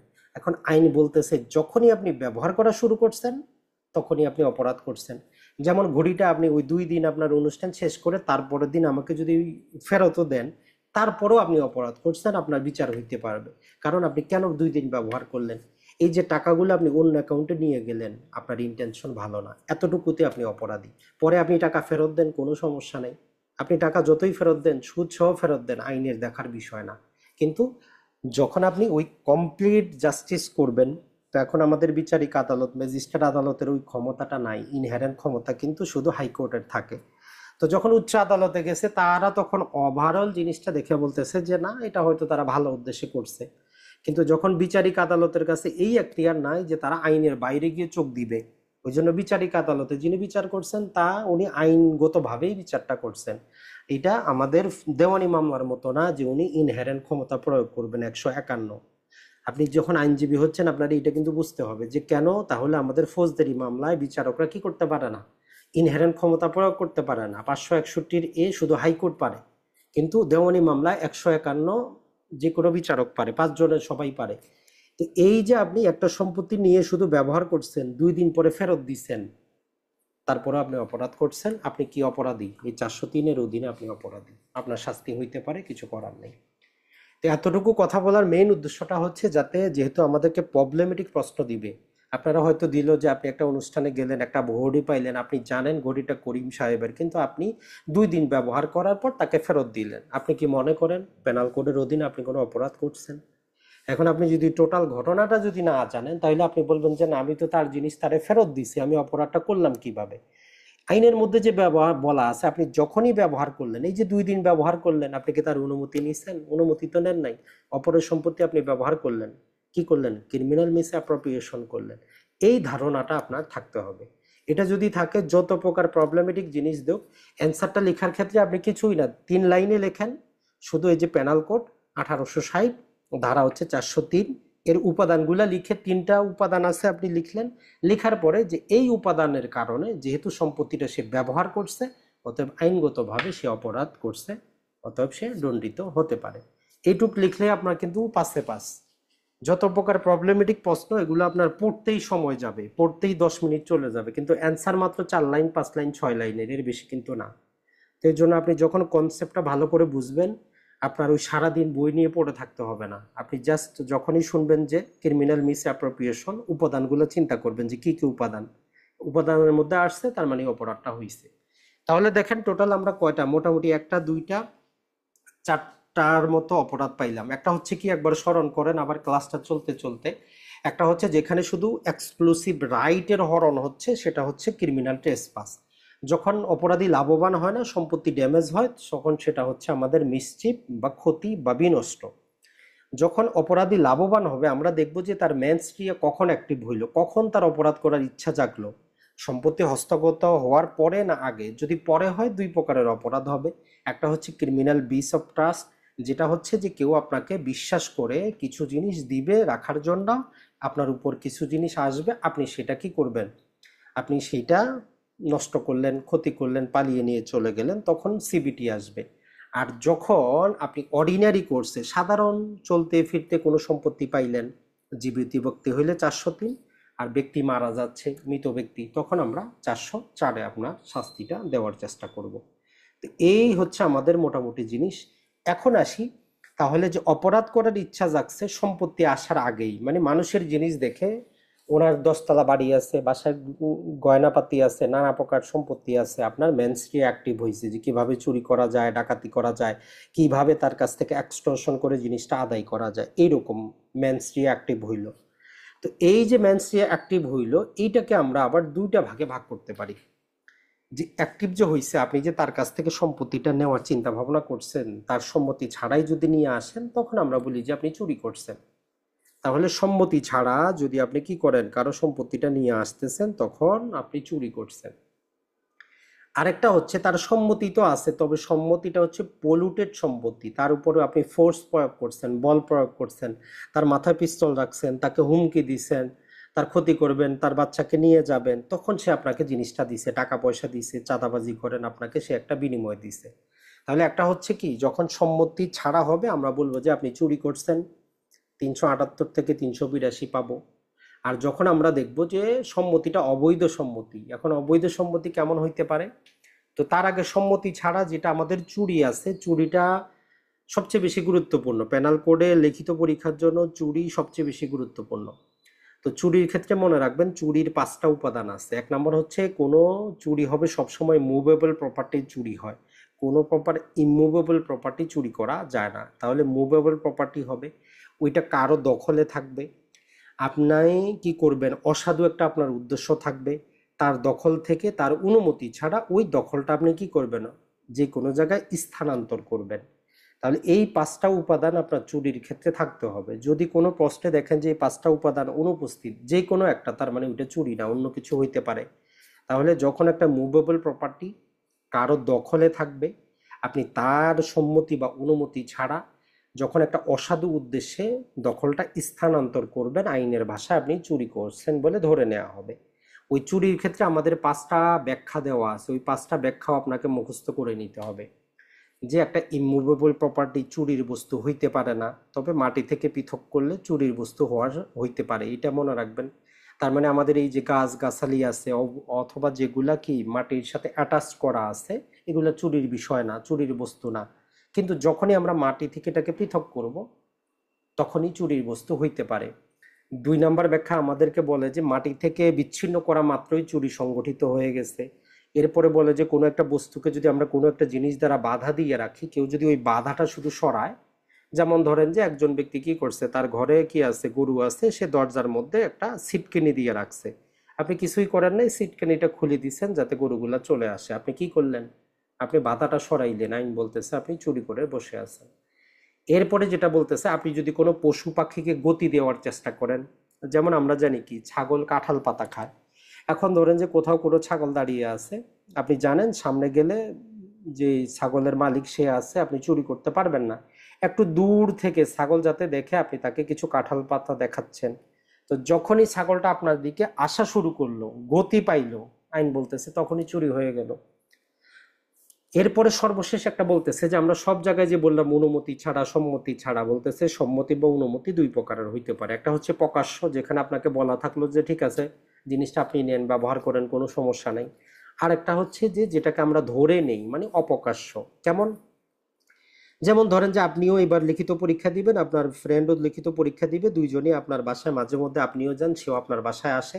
এখন আপনার বাসায় হয়তো আপনি নতুন একটা বই কিনে আনছেন কোনো লেখকের লিখিত পরীক্ষার জন্য, আপনারে না বলে সে নিয়ে গেল। তো নর্মালি উপাদান যখন দেখবেন, আপনি দেখবেন যে সে চুরি করছে, মুভেবল প্রপার্টি ছিল, আপনার অনুমতি ছিল না, সে কি করছে, নিয়ে গেছে এটা। তো এখন বলতেছে যে এইখানে আমরা ধরে নিব আপনাদের একটা সম্মতি আছে, যেটা অপ্রকাশ্য। নর্মালি যেটা হয় যে আপনারা স্টুডেন্ট ফ্রেন্ড মানুষ, আপনি তার বাসায় যাবেন, সে আপনার বাসায় যাবে, তো সে বইটা নিয়ে কি করবে, পড়ে আপনাকে তো ফেরত দিবে। তো এখন এটা নর্মালি কি হবে না, চুরি হবে না। তো এই জন্য সম্মতিটা বলা আছে যে প্রকাশ্য হইতে পারে, অথবা আমরা কনস্ট্রাকটিভলি ধরে নিতে পারি যে এটা সম্মতি আছে কিনা।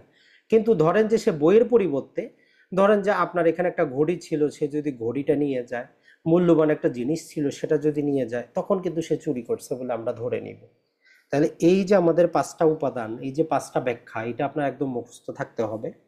কারণ অনেক ক্ষেত্রে আপনার দিতে পারে যে চুরি জিনিসটা কি, চুরি জিনিসটা আপনি ব্যাখ্যা করেন। তো আপনি 2 লাইন লিখলে কিন্তু আপনি নাম্বারটা পাবেন না, আপনার এই ব্যাখ্যাগুলো সহ দিতে হবে। তাহলে আমরা সম্মতি ছাড়া হইলো আমাদের থেফট বা চুরি। আর চুরির ক্ষেত্রে শুধু সাধারণ শাস্তিটা মনে রাখবেন, অন্য কিছুর দরকার নাই। এখন আসি আমরা অবৈধ সম্মতি বা পলিউটেড কনসেন্ট, যেখানে আপনি সম্মতি তো দিচ্ছেন কিন্তু পলিউটেডলি। যেমন 1 নম্বরে হচ্ছে চাঁদাবাজি। এখন এই অবৈধ সম্পত্তিটাকে আমরা দুইটা ক্যাটাগরিতে ভাগ করি। একটা হচ্ছে সম্মতি দেওয়ার পিছনে আপনার ফিয়ার কাজ করছে, ভয় কাজ করছে যে জিনিসটা না দিলে সে মেরে ফেলবে, অথবা আপনার জীবনের ক্ষতি করবে, সম্পত্তির ক্ষতি করবে, ছেলে মেয়ের ক্ষতি করবে। তার মানে ভয়ের কারণে আপনি সম্মতি দিয়েছেন, অথবা সম্মতি তো ছিল কিন্তু প্রতারণার মাধ্যমে, চিটিং এর মাধ্যমে সম্মতিটা আদায় হয়েছে। এখন ভয়ের কারণে হইলে তিনটা অপরাধ হইতে পারে। একটা হচ্ছে কি 383 থেকে 389, সেটা হচ্ছে কি চাঁদাবাজি, যারে আমরা বলি, যদিও আইনে চাঁদাবাজি উল্লেখ করা নাই, কিন্তু চাঁদাবাজি আমাদের এই যে এক্সটর্শন বা বলপূর্বক আদায়ের মধ্যে যত প্রকার উপাদান আছে সব চাঁদাবাজি, বর্তমানে আমরা যেগুলা চাঁদাবাজি বলি এগুলা কি ফুলফিল করে। তো এই জন্য যদি আপনার প্রশ্নে চাঁদাবাজি আসে, আপনি এই এক্সটর্শনটা বুঝে নেবেন, ওইটার যা কিছু আছে সেগুলা দিবেন। এক্সটর্শনে আসলে থাকে কি, মূল জিনিসটা কি, মূল জিনিসটা হচ্ছে কেউ আপনার কাছ থেকে কোনো, চুরির ক্ষেত্রে শুধু মুভেবল প্রপার্টি ছিল, কিন্তু এই এক্সটর্শনে মুভেবলও হইতে পারে, ইমুভেবলও হইতে পারে, কোনো ভ্যালুবল সিকিউরিটিও হইতে পারে। ভ্যালুবল সিকিউরিটি মানে কি, আপনার চেক বই হইতে পারে, কোনো দলিল হইতে পারে যেটাকে ইনক্যাশ করা যাবে, যেটা থেকে কোনো একটা মানি পাওয়া যাবে, ভ্যালু পাওয়া যাবে। তার মানে আপনার মুভেবল প্রপার্টি হোক, ইমুভেবল প্রপার্টি হোক, কোনো প্রকার মূল্যবান জামানত হোক, যখন একজন ব্যক্তি আরেকজনকে কি দেখায়, ভয় দেখায়, তবে ভয়টা তাৎক্ষণিক থাকে না। বলে যে ভাই কালকের মধ্যে 10 লাখ টাকা দিয়ে দিয়ে, নাইলে কিন্তু সমস্যা হবে, আপনার কিন্তু তাৎক্ষণিক জীবনের কোনো ভয় নেই। অথবা বলে যে 10 লাখ টাকা দিয়ে দিয়ে, নাইলে আপনার বাচ্চার সমস্যা হবে, অথবা আপনি দোকানটা খুলতে পারবেন না, অথবা আপনার দোকানটা জ্বালায় দিব, জ্বালায় সে এখনই দিচ্ছে না। তার মানে যেখানে আপনার ইনজুরি বা ভয়ের সম্ভাবনা আছে নিজের সম্পত্তির, অথবা আপনার আশেপাশে যারা ঘনিষ্ঠজন আছে এদের, কি জন্য, একটা সম্পত্তি ডেলিভার করার জন্য, সেটা মুভেবল ইমুভেবল হইতে পারে, ভ্যালুবল সিকিউরিটি হইতে পারে।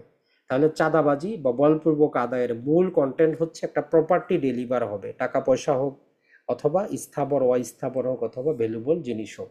তাহলে মূল উপাদানটা যাতে আপনার মনে থাকে যে চাঁদাবাজি যে হচ্ছেটা কি, একটা সম্পত্তি আরেকজনের কাছে আপনাকে দিতে হচ্ছে, তবে তাৎক্ষণিক আপনার কোনো জানের ভয় নেই, তাৎক্ষণিকভাবে সে আপনারা কি করতেছে না, কোথাও অবরুদ্ধ করতেছে না, তাৎক্ষণিকভাবে আপনারা আঘাতও করতেছে না। কিন্তু এই চাঁদাবাজি যখন আপনার তাৎক্ষণিক জীবনের ভয় থাকবে, আপনার মাথায় এখনই পিস্তল রাখে বলতেছে যে 10 লাখ টাকা এখনই দিতে হবে, অথবা বলতেছে যে এখনই টাকা দেন নাইলে দোকানটা জ্বালায় দিব। যখন দেখবেন যে আপনার তাৎক্ষণিক আপনার উপর কম্পালশনটা চলে এসেছে, সে এখনই চাচ্ছে, তখন আমরা আর ওইটারে চাঁদাবাজি বলবো না, তখন বলবো যে সে কি করছে, দস্যুতা শুরু করেছে। তাহলে উপাদান একই রকম, কিন্তু জাস্ট যখন তাৎক্ষণিক ভয়টা চলে আসবে, তাৎক্ষণিক আপনারে আবদ্ধ করে রাখার ভয়টা চলে আসবে, তখন আমরা বলবো যে দস্যুতা। আর একই রকম ভাবে দেখবেন যে আমাদের বলে যে চুরি কখন দস্যুতা হয় আর আমাদের চাঁদাবাজি কখন দস্যুতা হয়। ওই চুরির ক্ষেত্রেও বলা আছে যে চুরি করার 3টা সময় যদি ব্যক্তি 3টা কাজ করে, ওই চুরিকে আর চুরি বলা যায় না, ওই চুরি হয় দস্যুতা।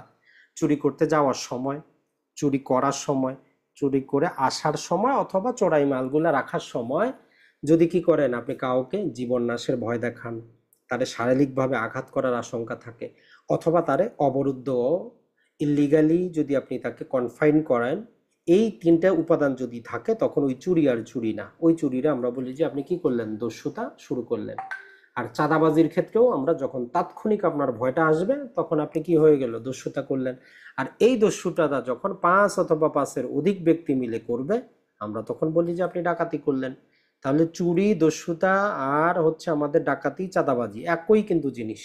তাহলে আপনার মুখস্থ করার বিষয় হচ্ছে চুরির উপাদানটা আর আমাদের চাঁদাবাজির উপাদানটা। এই দুটো উপাদান যদি আপনি ভালো করে মুখস্থ রাখতে পারেন, তাহলে দস্যুতার ডাকাতি অটোমেটিক আপনার হয়ে যাবে। এটার জন্য অতটা জটিল কিন্তু কিছু আমাদের নাই। এরপরে আসেন প্রতারণা বা চিটিং। এইটা অনেক বড় সড় কিন্তু একটা সাবজেক্ট, যদিও শব্দটা খুবই ছোট, কিন্তু এটা বোঝার জন্য বা এর উপাদান, অনেকগুলো উপাদান দেওয়া আছে। তো লিখিত পরীক্ষার জন্য বেশিরভাগ ইম্পর্টেন্ট হচ্ছে এই প্রতারণা বা চিটিং জিনিসটা, যে চিটিং আসলে কি। চিটিং এর উপাদান কিন্তু আপনাকে অনেক সূক্ষ্মভাবে অনেকগুলো উপাদান বের করা যায়, প্রায় 5 থেকে 6টা উপাদান আছে। যেমন ধরেন যে বাজারে কি হয়, আপনাকে ধরলাম যে আপনি একটা কাপড় কিনতেছেন, বলতেছে যে এটা বেনারসি শাড়ি, আসলে এটা বেনারসি না, উপাদান আছে একটা, বলতেছে একটা, আপনি ক্রয় করে নিলেন, তো কি হইলো, আপনার সাথে চিটিং হইলো। আমি আপনারে, আপনি হয়তো করিম সাহেবের কাছে 1 লাখ টাকা পাবেন, আমি আপনারে এমন ভাবে বুঝাইলাম যে ভাই থাক, করিম সাহেবের কাছ থেকে টাকা পয়সাটা নেওয়ার দরকার নাই, এটা এটা এটা এটা বুঝায় আপনি বললেন যে আচ্ছা ঠিক আছে। কিন্তু পরবর্তীতে আপনার মনে হইলো যে আসলে কি এটা তো দেওয়ার দরকার ছিল না, তো আপনার সাথে কি ঘটলো, এই ক্ষেত্রে বলতেছে যে চিটিং হইলো। যে কোনো একটা ব্যক্তির কাছে একটা সম্পত্তি আছে, যদি কোনো কারণবশত কোনোভাবে আপনার মনে হয় যে কারো কোনো কারণে আপনি ওইটা তার কাছে রেখে যাওয়ার সম্মতি দিচ্ছেন, বাস্তবে আপনি কিন্তু দিতেন না, অথবা কোনো একটা কাজ যেটা আপনি করার প্রয়োজন নেই আপনি করতেন না, বা একটা বিরত থাকতেন না, কিন্তু আপনি থাকতেছেন একজনের কথার কারণে, ওই কথাটাই তখন কি হয়ে যাচ্ছে, চিটিং। আর এই কথার মধ্যে যখন আপনি কোনো প্রপার্টি দিয়ে দিবেন, প্রপার্টি আপনার কাছ থেকে নিয়ে যাবে, তখন আমরা বলি যে আপনি করলেন কি, ওই অপরাধী করলো 420। তাহলে নর্মাল হচ্ছে আমাদের চিটিং 415-তে দেওয়া আছে। আর 420 তখনই যায় যখন ওই চিটিং এর সাথে একটা প্রপার্টি আপনি দিয়ে দেন, তখন আমরা বলি যে চিটিং হইলো। তো এই চিটিং এর উপাদানগুলো ভালো করে পড়তে হবে লিখিত পরীক্ষার জন্য, এখান থেকে মোটামুটি আসার সম্ভাবনা আছে। আর যেটা হচ্ছে সেটা আমরা যদি বলি, একটা চোরাই মাল বলে একটা জিনিস পাবো, মাঝে মধ্যে টিকা হিসাবে দিতে পারে যে চোরাই মাল জিনিসটা কি। তো মনে রাখবেন, এই যে অপরাধগুলো আমরা পড়লাম, তাইলে কয়টা অপরাধ আপনি নিজে একটু এখন আঙ্গুলে হিসাব করেন। একটা হচ্ছে আমাদের কি, যে সিটি ক্রিমিনাল ট্রেসপাস ছিল, এরপরে ছিল মিসচিফ, এরপরে পাইছি আমরা ক্রিমিনাল মিস অ্যাপ্রোপ্রিয়েশন এবং ক্রিমিনাল ব্রিচ অফ ট্রাস্ট, হইলো আমাদের কয়টা, 4টা। এরপরে আমরা চুরি পাইছি 5টা, এরপরে পাইছি আমরা চাঁদাবাজি 6টা, দস্যুতা 7টা, ডাকাতি 8টা, প্রতারণা 9টা। মোটামুটি এই 9টা। আরেকটা হচ্ছে যে আমাদের চোরাই মাল, যদি এটা অপরাধ না, এটা হচ্ছে অপরাধের মাধ্যমে যে সম্পত্তিগুলো আসে সেগুলোই হচ্ছে চোরাই মাল। তবে একটা মাল চোরাই মাল না, কোনটা মাল, ডাকাতির মাল পৃথকভাবে শাস্তি দেওয়া আছে, এই জন্য ডাকাতির মাল কিনা চোরাই মালের অন্তর্ভুক্ত হয় না। তাহলে কোন কোন জিনিসগুলো চোরাই মাল হবে, এই যে সিবিটির মাধ্যমে যে জিনিসগুলা পাইলাম, ক্রিমিনাল মিস অ্যাপ্রোপ্রিয়েশনের মাধ্যমে যেগুলা পাইলাম, এরপরে চাঁদাবাজির মাধ্যমে যেগুলা পাইলাম, দস্যুতার মাধ্যমে যেগুলা পাইলাম, চুরির মাধ্যমে যেগুলা পাইলাম, এইগুলা কি হবে, আমাদের চুরির মাল হবে। তবে ডাকাতির মাল, যেহেতু এটার জন্য পৃথক একটা সেকশনই দেওয়া আছে, যে ডাকাতির মালের ক্ষেত্রে কেউ কারো কাছে যদি পাওয়া যায়, সে ডাকাত না কিন্তু সে ডাকাতির মালগুলা ক্রয় করে তার কাছে রাখে, তখন পৃথক ধারায় শাস্তি হয়। তো এই যে আমাদের স্টলেন প্রপার্টি রিলেটেড 410 থেকে নিয়ে 414 যেটা আছে, এইটা একটু আমরা জাস্ট হেডিংটা দেখার চেষ্টা করব, যে চোরাই মাল কারো কাছে থাকলে কি হয়, অভ্যাসগত চোরাই মাল যদি কেউ চোরাই মাল বিক্রি করে তার জন্য কি হবে, ডাকাতির মালটা কি হবে। তো এই কটা হচ্ছে আমাদের সম্পত্তি রিলেটেড অপরাধ। আর এই অপরাধগুলো আমরা এই জন্যই পড়তেছি যেহেতু টিকা আকারে তারা পার্থক্য চায়, যে চুরি আর এক্সটর্শনের পার্থক্যটা কি, অথবা দস্যুতা ডাকাতির মধ্যে পার্থক্যটা কি, অথবা এই যে অপরাধমূলক বিশ্বাসভঙ্গ এবং অপরাধমূলক সম্পত্তি আত্মসাতের মধ্যে পার্থক্যটা কি।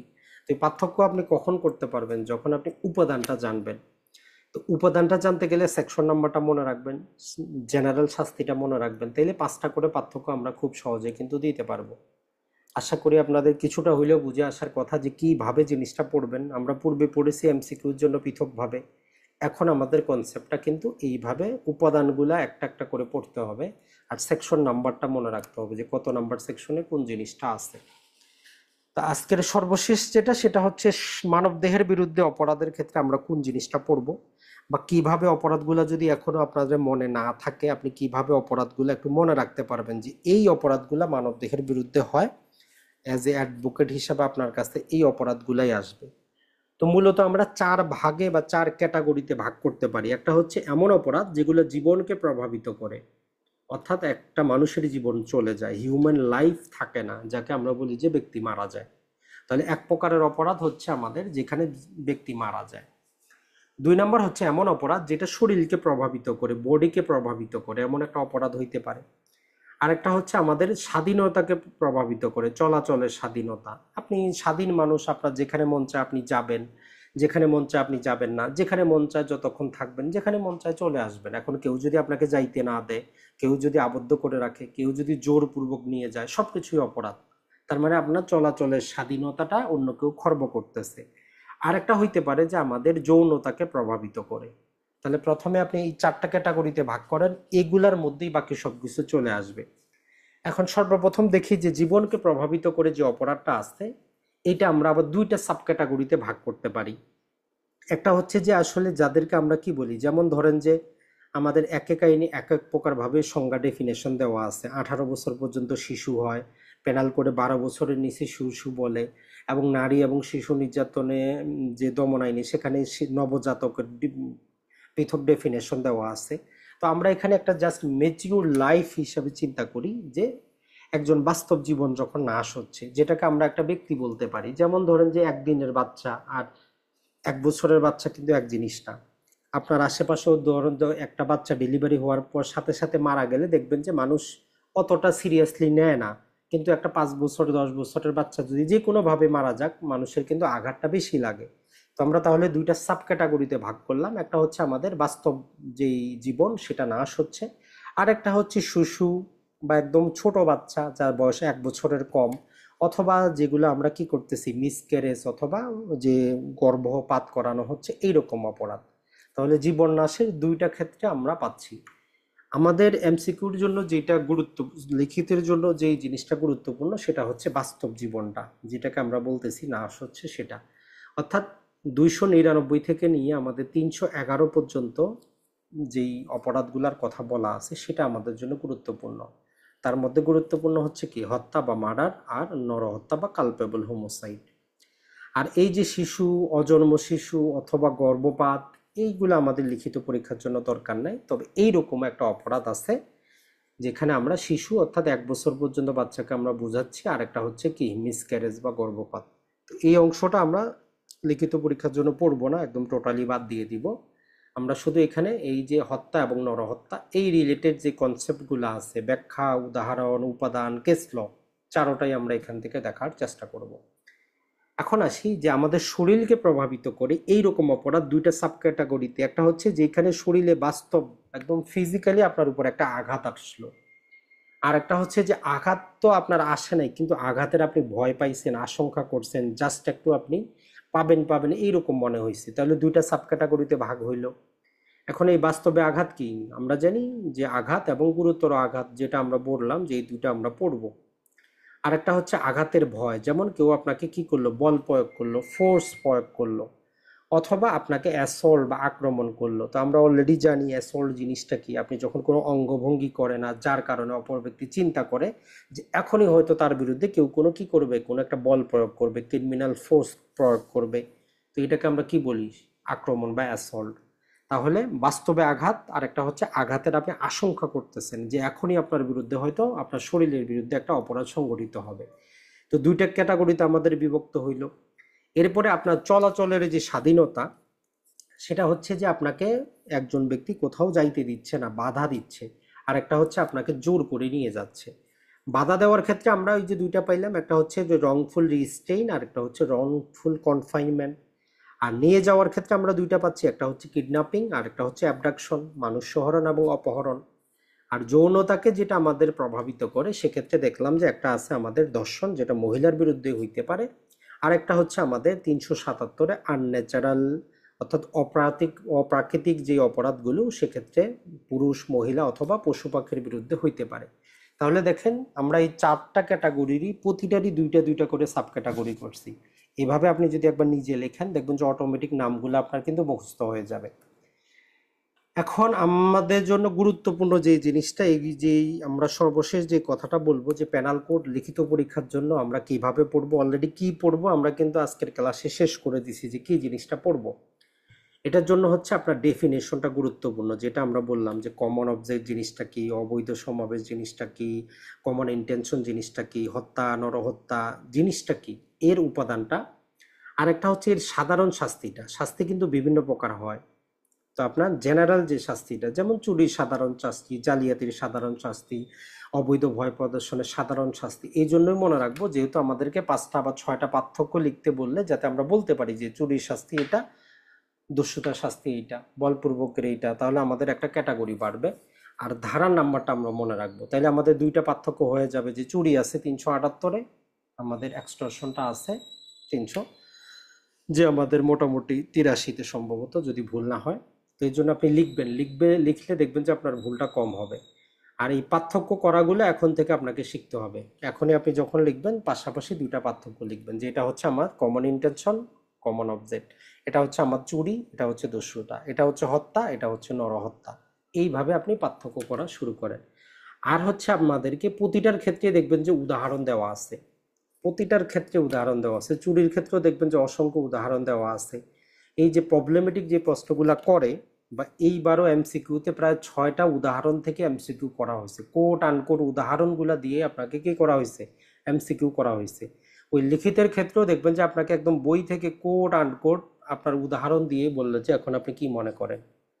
তো এরকম ক্ষেত্রে আপনার উদাহরণগুলো আপনাকে অবশ্যই অবশ্যই দেখতে হবে। এই যখন আপনি দেখবেন যে আপনার সেকশন নাম্বারটা মনে আছে, উপাদানটা মনে আছে, সাধারণ শাস্তিটা মনে আছে, পার্থক্য করতে পারতেছেন, উদাহরণের কনসেপ্টটাও ক্লিয়ার, তখন গিয়ে আমাদের শেষ পর্যায়ে দায়িত্ব হচ্ছে যে বিভিন্ন বইয়ে যে সমস্ত প্রবলেমেটিক জিনিসগুলো দেখা আছে এগুলা জাস্ট আমরা একটু সলভ করার চেষ্টা করব, যাতে আমরা পূর্ব প্রস্তুতি নিতে পারি যে এরকম প্রশ্ন আমার হইতে পারে। কিন্তু যতক্ষণ আপনার এই ধারা মনে নাই, কনসেপ্ট ক্লিয়ার না, আপনি যতই বই পড়েন কোনো লাভ নাই, কোনো লাভ নেই, আপনি ভুল করবেনই করবেন। তো জন্য সময় এখনো অনেক, কারণ এমসিকিউর জন্য আপনার সব কিছুই পড়া আছে। 1 মাস যদি আপনি সময় পান এটাও আপনার জন্য যথেষ্ট। মূল দায়িত্ব হচ্ছে আপনি লেখাটা শুরু করেন, না লিখলে অবশ্যই অবশ্যই আপনি কি করবেন, সময় পাবেন না অথবা বুঝতে পারবেন না যে করবেনটা কি। অসংখ্য ধন্যবাদ। যদি কারো প্রশ্ন